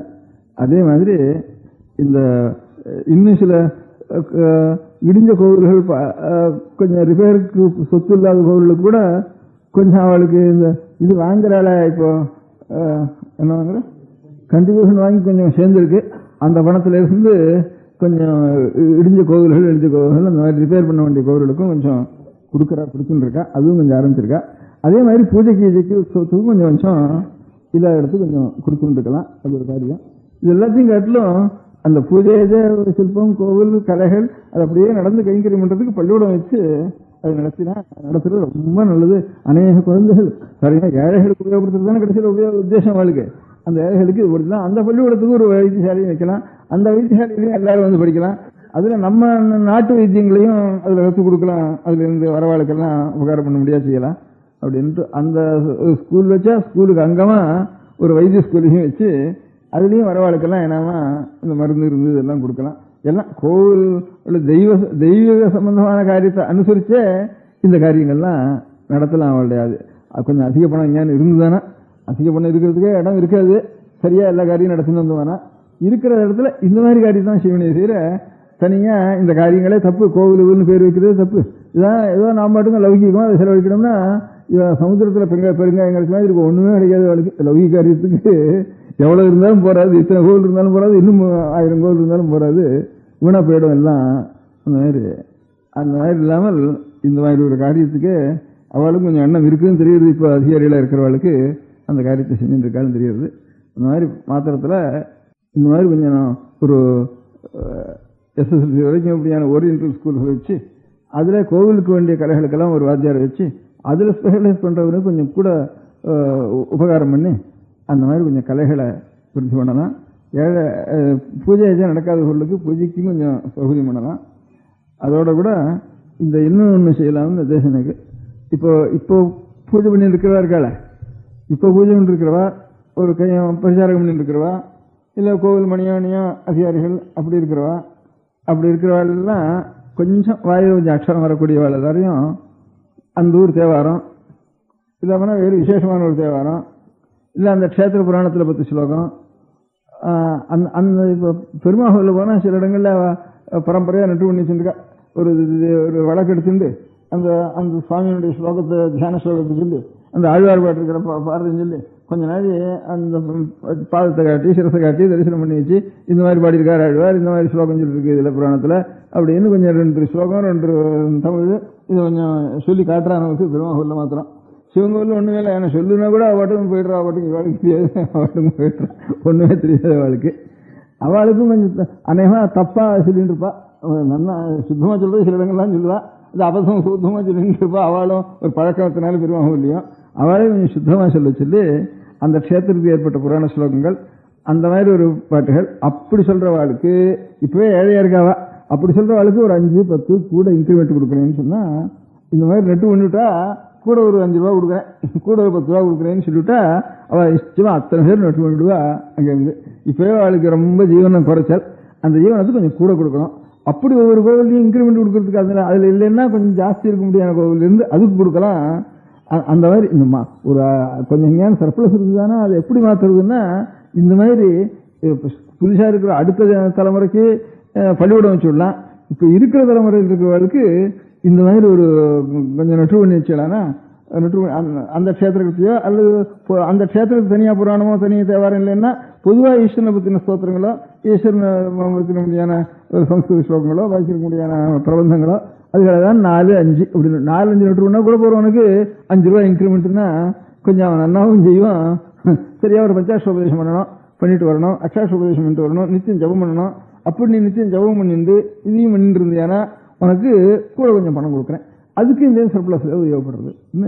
இந்த மாதிரி இந்த 2-3 காரியங்களை அவ செஞ்சாலன்னா இன்னும் ரொம்ப நல்லா இருக்கும். அந்த வழியிலேயே வந்துட்டு இருக்காருன்னு தோன்றது. இப்ப இருக்கிற புதுத்துகளை பார்த்துவானா நான் இந்த ஆபீஸில் நாற்காலில் உட்காரப்படாதுன்னு நான் நினைச்சது ஒரு 10 வருஷமா நினைச்சுட்டு இருக்கேன். நான் வடக்கு போயிட்டு வந்ததுலேருந்தே ஒரு 20 வருஷமா நினைச்சுட்டு இருக்கேன்.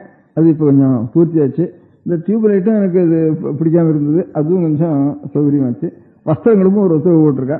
பாக்கி இருக்க முடியாது இந்த பள்ளிக்கூடம் வைக்கிறதும் இந்த மாதிரி அந்தந்த கோவில் இருக்க முடியாத நிகழ்வுக்கு இதை சொல்லிக் கொடுக்க சொல்லி அதுக்கப்புறம் கொஞ்சம் இன்க்ரிமெண்ட் கொடுக்கறதும் ஆகும். பாடசாலைன்னா சொல்றேன் நான், இது புது சொல்றேன். இப்போ ஒவ்வொரு கோவில்லையும் ஒரு 2 ரூபா கொடுக்குறது, அவன் 5 ரூபா கொடுக்கறது, அவனுக்கு 2 ரூபா இன்க்ரிமெண்ட் கொடுக்குறீங்கன்னா கூட 10 ஸ்லோகம் நட்டு பண்ணிடுவான். அங்கே இருக்கிறவன் வரவாளுக்கெல்லாம் சொல்லி ஆகணும், நின்றுட்டு சொல்ல அவங்களுக்கு. அந்த மாதிரி இந்த மாதிரி வழியில் அது கொஞ்சம் அபிவிருத்தி பண்ணியா நம்ம ஆகம பாடசாலை தான். அந்த நான் சொன்ன பாடசாலையில் ஆகம பாடசாலைன்னு தனியாக ஆரம்பிக்கப்படாது. இந்த எஸ்எஸ்எல்சி ஸ்கூலில் தான் ஆரம்பிக்கணும், ஓரியன்டல் ஸ்கூல். அதில் ஒவ்வொரு கலைக்கும் வைக்கணும். அதில் எவனோ வந்தாலும் அவனுக்கும் இருக்கணும். இல்லை அந்த கோவிலுக்கு அந்த தொழில் பண்ணிட்டு இருக்கிறவனே வந்தான்னா இன்னும் கொஞ்சம் ஜாஸ்தி அவனுக்கு உபகாரம் பண்ணணும், ஸ்டைபெண்ட் கொஞ்சம் கூட கொடுக்கணும் அவனுக்கு. இந்த மாதிரி முறையில் இதை செஞ்சா தேவையில்லைன்னு தோன்றது. இதையும் செய்வாள்னு நினைக்கிறேன். அந்த விஷயத்தில் இந்த மாதிரி அபிப்பிராயம் அவளுக்கு கொஞ்சம் இருந்துட்டு இருக்கிறதுனால இதெல்லாம் கொஞ்சம் என்ன நடந்ததுன்னா, ஜனங்களுக்கு அடுத்த தலைமுறைக்கும் கொஞ்சம் தெய்வம் பக்தி அதை கொஞ்சம் நம்பிக்கை உண்டாகும். ஒன்றும் இல்லாமல் பாயடிச்சு கிடந்ததுன்னா என்னத்தையோ அவன் மட்டும் அழுகு துணி கட்டிட்டு அவன் மட்டுக்கும் அனாச்சாரமாக இருந்துருந்தானா நம்ம கோவிலுக்கு போகிறதுக்கே நம்ம குறிச்சி தோணல. ஒத்துவும் கோவிலுக்கு வரலன்னா அவன் இஷ்டப்படி அவன் மட்டும் பண்ணிட்டு போனான். கோவிலுக்கு போயிட்டு இருந்தா தான் அவனு என்ன வருவான், அவன் என்ன இருந்தால் தான் நமக்கு கோவிலுக்கு போகணும்னு நமக்கும் தோணும். இது ஒன்றுக்கு ஒன்று செங்கிலி பிணையாக இருக்கு சமாச்சாரம். முதல்ல அவளையும் சுத்தப்படுத்தணும். நாமும் எப்படி இருந்தாலும் நாமும் அதை விடப்படாது, போய் பார்த்து அது நல்லா இருக்காங்கிறத கவனிச்சுட்டு இருக்கணும். அப்படின்னு கொஞ்சம் நல்லா நடக்கணுங்கிறது நம்ம கவனிச்சுட்டு இருக்கணும், ஜனங்களும் கவனிச்சுட்டு இருக்கணும். இவ்வளவும் பண்ணி ராஜாங்கத்தோட மாத்திரம் நிற்கக்கூடாது, ஜனங்களுக்கும் அதில் ஒரு ஸ்ரத்த வேணும். அதெல்லாம் நல்லா நடக்கிறதா நடக்கலையாங்கிறத பப்ளிக் ஒப்பீனியன்ங்கிறது ஒன்று இருந்தால் தான் அது எல்லாத்தையும் பெரிய ராஜாங்கம். அது அதனால் பப்ளிக்லேயும் நமக்கும் ஒவ்வொருத்தருக்கும் ஒரு பொறுப்பு வேணும். நம்ம கோவில் சொன்னோம்னா நம்ம கோவில் நல்லா நடக்கிறதா நடக்கலையாங்கிறத நம்முடைய ஒரு பொறுப்பாக வச்சுட்டு நடத்தணும். ஒரு மாரியம்மன் கோவிலாக இருந்தாலும் சரி, ஒரு பிடாரி கோவிலாக இருந்தாலும் சரி, எல்லா கோவிலுக்கும் அதுக்கு ஏற்பட்ட முறையில் அது மாரியம்மன் கோவில் பிடாரியம்மன் கோவில் கூட அந்த அம்மனை பற்றி 2 ஸ்தோத்திரங்கள் அவனுக்கு ஒன்று சொல்லலாம், அவனுக்கு ஏதானு 1 ரூபா கொடுக்குறேன்டான்னு சொல்லலாம். அதுக்கு இருந்தாப்புல அந்த வருமானத்துக்கு இருந்தாப்புல கிராம கோவிலுக்கு முதற்கொண்டு அது கொஞ்சம் நல்லா நடக்கலாம் பண்ணதான். அது தவிர இந்த பாரத நடக்கிறதுன்னு ஒவ்வொரு ஊர்லேயும் விசேஷமாக நடக்கிறது. அந்த மாதிரி ஊராரெல்லாம் சேர்ந்து நடத்துகிறா பாரதத்துக்கு. அந்த பிரச்சாரம் தேவஸ்தான என்டோமெண்ட்டில் சில பேர் உபன்யாசத்துக்காக அங்கங்கே பிரச்சாரத்துக்கு வைக்கிறா. உபன்யாசத்துக்கு பிரச்சாரம் வைக்கிறது காரணம் இந்த பாரத பூசாரி போனானே அவனுக்கு தானும் அவள் ஊரார் கொடுக்கறதோடு கூட இவன் ஒரு 30 ரூபா 40 ரூபா கூட கொடுக்குறதுன்னு வந்தானா அவன் இன்னும் கொஞ்சம் நல்லா பண்ணுவான். சேர்ந்தாவில் அந்த பாரத பூசாரி பண்ணுறவனுக்கே கவர்மெண்ட்டில் என்டோமெண்ட்டில் இருந்து கொஞ்சம் அவனுக்கும் கொடுக்குறான். என்ன கோவிலில் வந்து இடத்துல கிராமதேவதைகளுடைய கோவிலையும் அது நம்ம இது பண்ணுறதாகும், என்கரேஜ் பண்ணுறதாகும் இந்த பாரதம் சொல்லிட்டு இருக்கா அநேக இடங்கள்ல. இவன் என்ன மத பிரச்சாரம்னா பாலிடிக்ஸ் பொலிட்டிக்கல் ப்ராசஸ் எல்லாம் கலந்துடுறாங்க போய் லெக்சர் பண்ணா. அவன் பாரத பூசாரி அதெல்லாம் சொல்ல மாட்டான். அவன் இருக்கிற சாஸ்திரத்தில் இருக்கிறத அவன் சொல்லுவான். அதில் அவனுக்கு என்கரேஜ் பண்ணிடலன்னா அந்த கலையும் குறையாமல் இருக்கும். கொஞ்சம் இவளும் என்கரேஜ் பண்ணலன்னா அது கொஞ்சம் நல்லா இருக்கும். இந்த மாதிரி ஒரு வழிகளில் அவள் செஞ்சாதான் நல்லா இருக்கும்.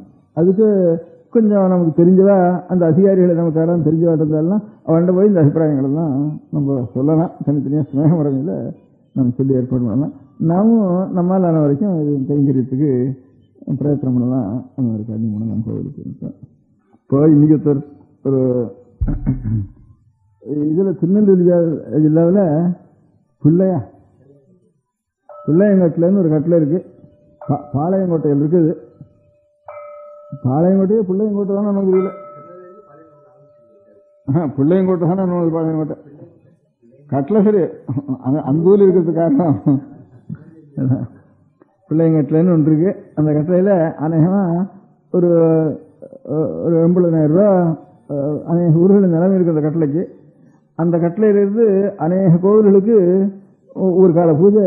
இப்போ பச்சை மேதையார் கட்டளை மாதிரி இப்போ மணந்தியார் கட்டளை பச்சை மேதையார் கட்டளை இங்கே இருக்கு இல்லையா, அந்த மாதிரி அங்கே ஒரு கட்டளை இருந்து பச்சை மேதையார் கட்டளைன்னா எல்லா ஊர்லேயும் இருக்குது. புத்தரோட ஊரில் இருக்குது, கும்பகோணத்தில் இருக்குது, சிதம்பரத்தில் இருக்குது, ஸ்ரீரங்கத்தில் இருக்குது. ஒவ்வொரு விஷயத்துலையும் பச்சை மேதையார் கட்டளை இருக்குது. அந்த மாதிரி அந்த பக்கத்தில் இருக்க முடியாத ஒவ்வொரு கோவில்லையும் ஒவ்வொரு காலத்துடைய பூஜை அது வந்து நடந்துள்ளது. அந்த கட்டளைகளுடைய எக்ஸிக்யூட்டிவ் ஆஃபீஸர் ஒருத்தர் வந்தார். நான் காஞ்சிபுரத்தில் வந்து காஞ்சிபுரத்துலேயே இருந்தார் அவர் கொஞ்ச நாளைக்கு வரைக்கும். இப்போ அப்படியே போட்டு அந்த கட்டளையில் கொண்டு போய் போட்டிருக்கா அவர். அது தவிர காஞ்சிபுரத்தில் இன்னொருத்தர் இருந்தார், இவர் பேரோடைய இன்னொரு கைங்கரவன் இருந்தார் ஒருத்தர். அவர் இப்படியே இந்த அநாத பிரேச சம்ஸ்காரம் இந்த கோவிலில் அவர் சர்க்கார் உத்தியோகத்தில் இருந்தார் ஒருத்தர். இந்த அநாத பிரேசங்கள் இருந்தானா அவர்களுக்கு சம்ஸ்காரம் பண்ணுற கைங்கரியம், பாக்கி இருக்கக்கூடியான ஆஸ்பத்திரி இருந்தானா அவருக்கு பிரசாதம் கொடுக்குற கைங்கரியம், இந்த மாதிரி நல்ல ஒரு திருப்பாவை இந்த மாதிரி உற்சவங்கள் பண்ணுற கைங்கரியம் இதெல்லாம் பண்ணிட்டு இருந்தார் ஒருத்தர் காஞ்சிபுரத்தில். இவர் எக்ஸிக்யூட்டிவ் ஆஃபீஸர் இருந்தார் காஞ்சிபுரத்தில், இப்போ பாளையங்கோட்டில் இருக்கிறவர். அவரும் காஞ்சிபுரத்தில் ஒரு சர்க்கார் உத்தியோகத்தில் இருந்து இந்த கைங்கரியங்கள்லாம் நிறைய பண்ணிட்டு இருந்தார். மடத்தில் இருந்து கேட்டு நான் சொல்றபடி பண்ணிட்டு இருந்தேன். இவன் 2 பேருக்கும் ஒரே பேர் மொத்தம் ஒரே பேர். காஞ்சிபுரத்தில் 2 பேரும் சேர்ந்துட்டு இருந்தா நிச்சயம் மடத்துக்கு வந்துட்டு இவர் 2 பேரும். இவர் 2 பேரும் சேர்த்து இப்போ பாளையங்கோட்டில் போட்டிருக்கா. அவரையும் பாளையங்கோட்டுக்கு மாற்றிட்டா, இவரையும் பாளையங்கோட்டுக்கு மாற்றிட்டா. இப்போ பாளையங்கோட்டை ஒருத்தர் வந்திருக்காருங்க. அவர் இந்த கட்டளைக்கு இவராக இருக்கார், எக்ஸிக்யூட்டிவ் ஆஃபீஸராக இருக்கார். அவரை பார்த்த உடனே ஞாபகம் எனக்கு, இது ரொம்ப நாளாக சொல்லணும்னு நினைச்சிட்டு இருந்தேன். இந்த கோவிலுடைய பணத்தை எந்த மாதிரி அந்த சர்ப்ளஸ் இருந்ததுன்னா அது எப்படி உபயோகப்படுத்தலாம்ங்கிற, சர்ப்ளஸ் வர்றதுங்கிறதே சந்தேகம். சர்ப்ளஸ் உண்டு பண்ணிட்டு இருந்தாலும் எப்படி விநியோகப்படுத்தலாம்ங்கிறத என்ன அபிப்பிராயத்தை நான் காதல் விட முடியாது சொல்லணும்னுட்டு நினச்சிட்டு இருந்தேன். இவர் வந்த உடனே சந்தர்ப்பம் இருந்து, ஓஹோ இன்னைக்கு சொல்லிடலாம் அதுன்னுட்டு ஒரு சிலிண்டர் இருந்தார், இந்த மாதிரி அது இது நடக்கிறதுன்னுட்டு அதனால சொல்லலாம்ட்டு. இப்போ அதிகாரிகள் கொஞ்சம் அனுகூலமாக இருக்கா. அனுகூலமாக இருக்கிறதுனால இதெல்லாம் கொஞ்சம் அவளுக்கு காதில் விழுந்துருந்ததுன்னா கொஞ்சம் உபயோகமாக இருக்குங்கிறதுக்காக தான். ஏதோ ஈஸ்வரனுக்கு நம்ம செய்கிறது, ஏழைகளுக்கெல்லாம் செய்கிறது வேற இல்லை, ஈஸ்வரனுக்கு செய்கிறது இல்லை. ஈஸ்வரனுக்கு செஞ்சு தன் மூலமாக ஈஸ்வர சக்தியோட ஏழைகள்லாம் சாப்பிட முடியா ஒரு வழி தேடுறது தான் நம் க்ஷேமமாக லோகக்ஷேமமாக இருக்கிறதுக்கு காரணம். நம பார்வதி பதையே. பெரியவா சரணம். அடுத்த நிகழ்ச்சி நித்திய குரு பாதுகா பூஜை. சுக்லாம் பரதரம் விஷ்ணும் சசிவர்ணம் சதுர்புஜம் பிரசன்னவதனம் தியாயேத் சர்வவிக்னோபசாந்தயே. மமோபாத்த சமஸ்த துரிதக்ஷயத்வாரா ஸ்ரீ பரமேஸ்வர பிரீத்யர்த்தம் குரு பிரசாத சித்தியர்த்தம் குரு பிரீத்யர்த்தம் குரு பாதபூஜாம் அத்ய கரிஷ்யே. குரு பிரம்மா குருர் விஷ்ணுர் குருர் தேவோ மகேஸ்வரः குரு சாட்சாத் பரபிரம்ம தஸ்மை ஸ்ரீ குரவே நமः. அபார கருணா சிந்தும் ஞானதம் சாந்தரூபிணம் ஸ்ரீ சந்திரசேகர குரும் பிரணமாமி முதான்வகம். சதாசிவசமாரம்பாம் சங்கராச்சாரிய மத்யமாம் அஸ்மதாச்சாரிய பர்யந்தாம் வந்தே குரு பரம்பராம். எல்லோரும் குருவை பெரிவாளை தியானம் பண்ணிண்டு அர்ச்சனை பண்ணுவோம். அஷ்டோத்திரம். பெரியவா அஷ்டோத்திரம் பல அஷ்டோத்திரங்கள் இருக்கு. அதுல எளிமையா சுலபமா எது இருக்கோ அதை நான் இப்ப சொல்றேன். எல்லோரும் இதை கேட்டுண்டே திருப்பி சொல்ல முடிஞ்சுபா சொல்லி சொல்லி பெரிவாளுக்கு பாதத்துல ஒவ்வொரு புஷ்பத்தை அர்ச்சனை பண்ணலாம். ஓம் ஸ்ரீ காஞ்சி காமகோட்டி பீடாதீஸ்வராய நமஹ. ஸ்ரீமத் சந்திரசேகரேந்திர சரஸ்வதி குருभ्यो நமஹ.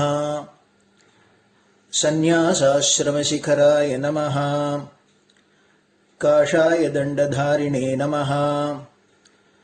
சர்வபீடாபஹாரிணே நமஹ. சுவாமிநாத குரவே நமஹ. கருணாசாகராய நமஹ. ஜகதாகர்ஷண சக்திமதே நமஹ. சர்வச்சராச்சர ஹிருதயஸ்தாய நமஹ. ஓம் பக்த பரிபாலக ஸ்ரேஷ்டாய நமஹ. தர்ம பரிபாலகாய நமஹ. ஸ்ரீ ஜெயேந்திர சரஸ்வத்யாச்சார்யாய நமஹ. ஸ்ரீ விஜயேந்திர சரஸ்வதி பூஜிதாய நமஹ. சிவசக்தி ஸ்வரூபாய நமஹ. பக்தாபீஷ்ட பிரதாயகாய நமஹ. பிரம்மண்ய போஷகாய நமஹ. பிரம்ம விஷ்ணு சிவைக்க ஸ்வரூபாய நமஹ. காஞ்சி க்ஷேத்ரவாசாய நமஹ. கைலாச சிகரவாசாய நமஹ. ஸ்வதர்ம பரிபோஷகாய நமஹ. சாதுர்வர்ண சம்ரக்ஷகாய நமஹ. லோகரக்ஷண சங்கல்பாய நமஹ. ஓம் பிரம்மனிஷ்டாபராய நமஹ. சர்வ பாபஹராய நமஹ. தர்மரக்ஷக சந்துஷ்டாய நமஹ. பக்தார்ப்பிததன ஸ்வீகர்த்ரே நமஹ. சர்வோபனிஷத் சாரஜ்ஞாய நமஹ. சர்வசாஸ்திரகம்யாய நமஹ. சர்வலோக பிதாமகாய நமஹ. பக்தாபீஷ்ட பிரதாயகாய நமஹ. பிரம்மண்ய போஷகாய நமஹ. नानाविध पुष्पार्चितपताय नमः रुद्राक्षक्रीडधारिणे नमः भस्मोद्धूलितविग्रहाय नमः सर्वज्ञाय नमः सर्वचराचरव्यापकाय नमः अनेकशिष्यपरिपालकाय नमः मनश्चाञ्चल्यनिवर्तकाय नमः अभयहस्ताय नमः भयापहाय नमः यज्ञपुरुषाय नमः यज्ञानुष्ठानरुचिप्रदाय नमः यज्ञसम्पन्नाय नमः यज्ञसहायकाय नमः यज्ञफलदाय नमः यज्ञप्रियाय नमः उपमानरहिताय नमः स्फटिकतुलसीरुद्राक्षहारधारिणे नमः चातुर्वर्ण्यसमदृष्टये नमः ऋग्यजुस्साम अथर्वणादिचतुर्वेदसंरक्षकाय नमः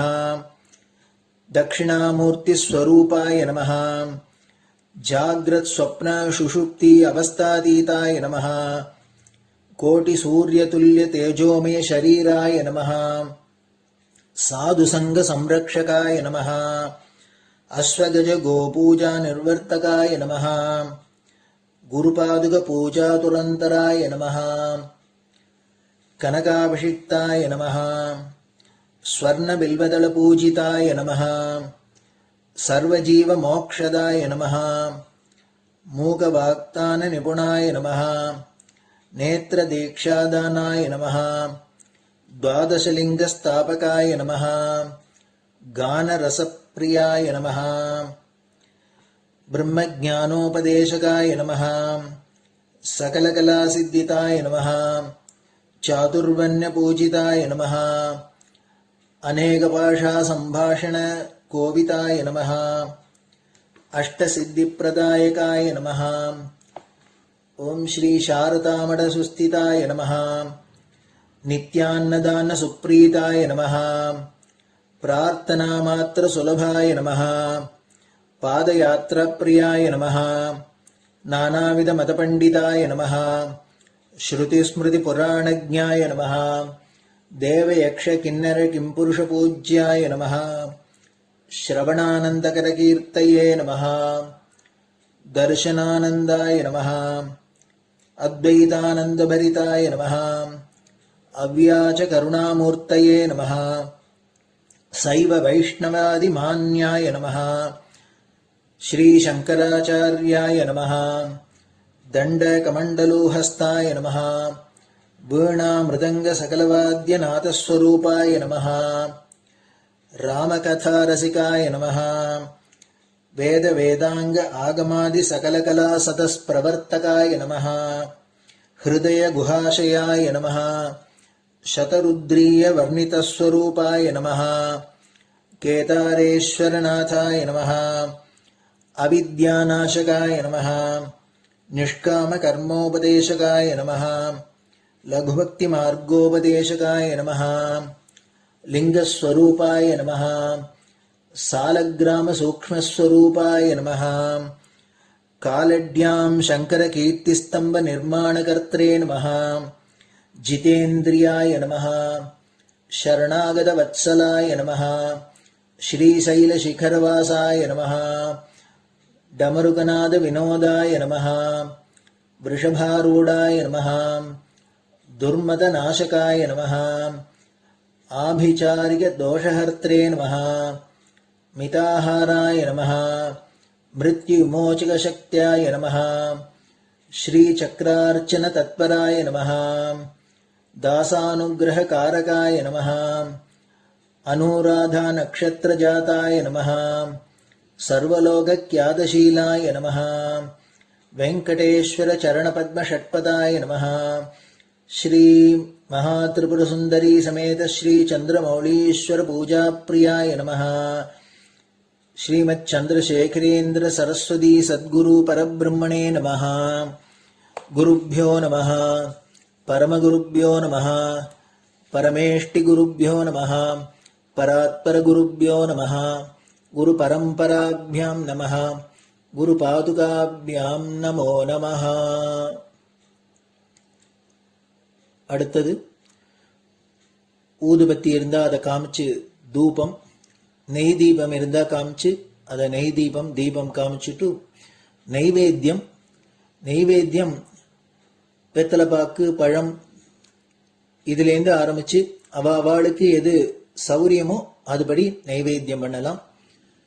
அதுக்கு அடுத்தது கற்பூர ஹாரத்தி பண்ணி எல்லோரும் பிரதட்சிண நமஸ்காரம் பண்ணி பெரியவாள்கிட்ட பிரார்த்தனை பண்ணிட்டு எல்லோரும் க்ஷேமமா இருக்கணும், லோகம் பரம மங்களமா சௌக்கியமா இருக்கணும், எல்லோரும் வியாதி வெக்க இல்லாத ஆயுராரோக்கிய ஐஸ்வர்யத்தோட சாந்தம் அமைதியோட ஞான வைராக்கியத்தோட எல்லோரும் நல்லவர்களாயிருந்து நன்மையை அடையணும்னு பிரார்த்தனை பண்ணி இந்த பூஜையை தினம் செய்யலாம். குரு பிரம்மா குருர் விஷ்ணுர் குருர் தேவோ மகேஸ்வரः குரு சாட்சாத் பரபிரம்ம தஸ்மை ஸ்ரீ குரவே நமः. அபார கருணா சிந்தும் ஞானதம் சாந்தரூபிணம் ஸ்ரீ சந்திரசேகர குரும் பிரணமாமி முதான்வகம். சதாசிவசமாரம்பாம் சங்கராச்சாரிய மத்யமாம் அஸ்மதாச்சாரிய பர்யந்தாம் வந்தே குரு பரம்பராம். குரு பாத பூஜை நிறைவடைஞ்சது. பெரியவா சரணம். திருச்சிற்றம்பலம். நிலை பெறுமாறு எண்ணுதியேல் நெஞ்சே நீவா, நித்தலும் எம்பிரானுடைய கோயில் புக்கு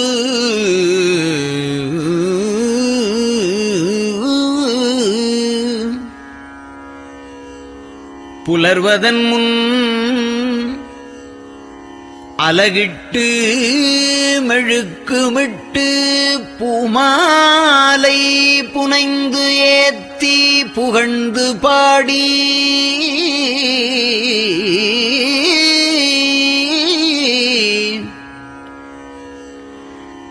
தலையாரக் கும்பிட்டு கூத்தும் ஆடி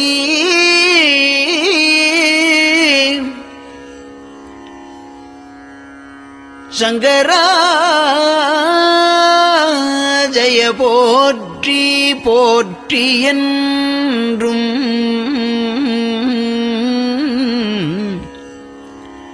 அலைபுனல் சேர் செஞ்சடையம் ஆதி என்றும் ஆரூரா என்றென்றே அலரானில்லே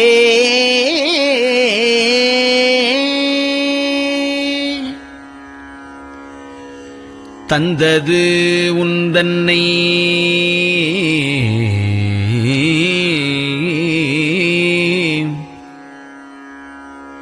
கொண்டது எந்தன்னை சங்கரா ஆர்வலோ சதுரர் அந்தம் ஒன்றில்லா ஆனந்தம் பெற்றேன்.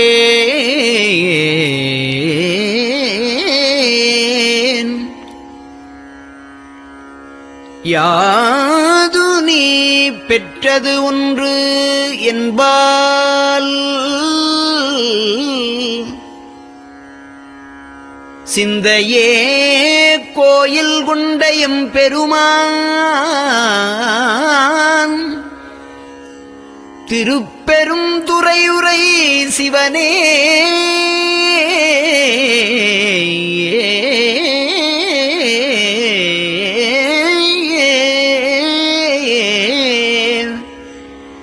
எந்த ஈசா உடல் இடம் கொண்டாய் யான் இதற்கு இளன்வோர் கைமாறே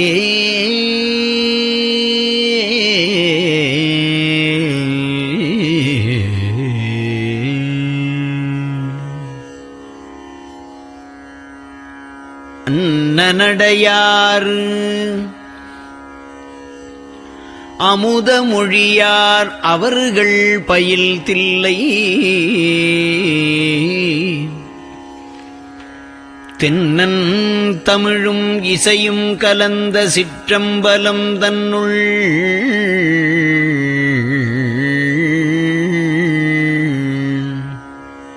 பொன்னும் மணியும் நிறந்த தலத்து புலித்தோல் பியர்க்கிட்டு மின்னின் இடையாள் உமையாள் காண விகிர்தன் ஆடுமே.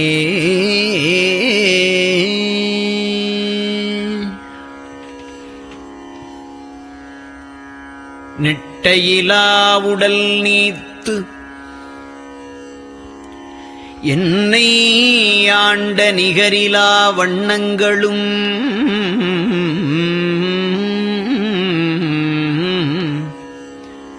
சிட்டன் சிவனடியாரை சீராட்டும் திறங்களுமே சிந்தித்து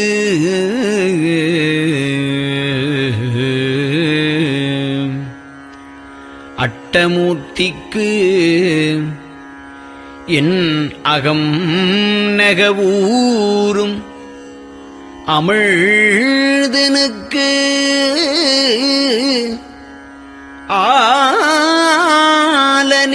ஆலநீழற்பட்டனுக்கு என்னை தன்பாற்படுத்தானுக்கே பல்லாண்டு குருதுமே.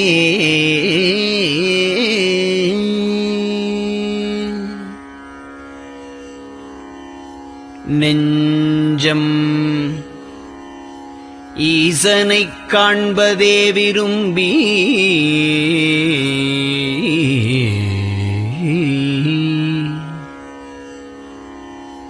நிரந்தரம் திருவாக்கினில் நிகழ்வது அஞ்செழுத்துமே ஆக ஆளுடைய அம்மை செம்மலர் கைகுவித்து அருளி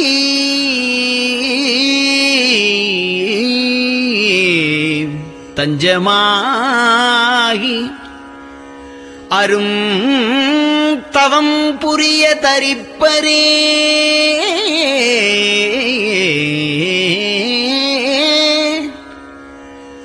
அவள் தனிப்பெரும் கணவர்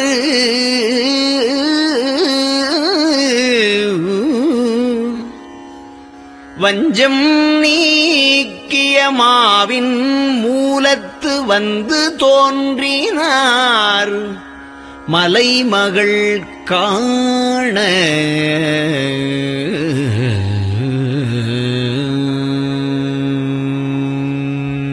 திருச்சிற்றம்பலம்.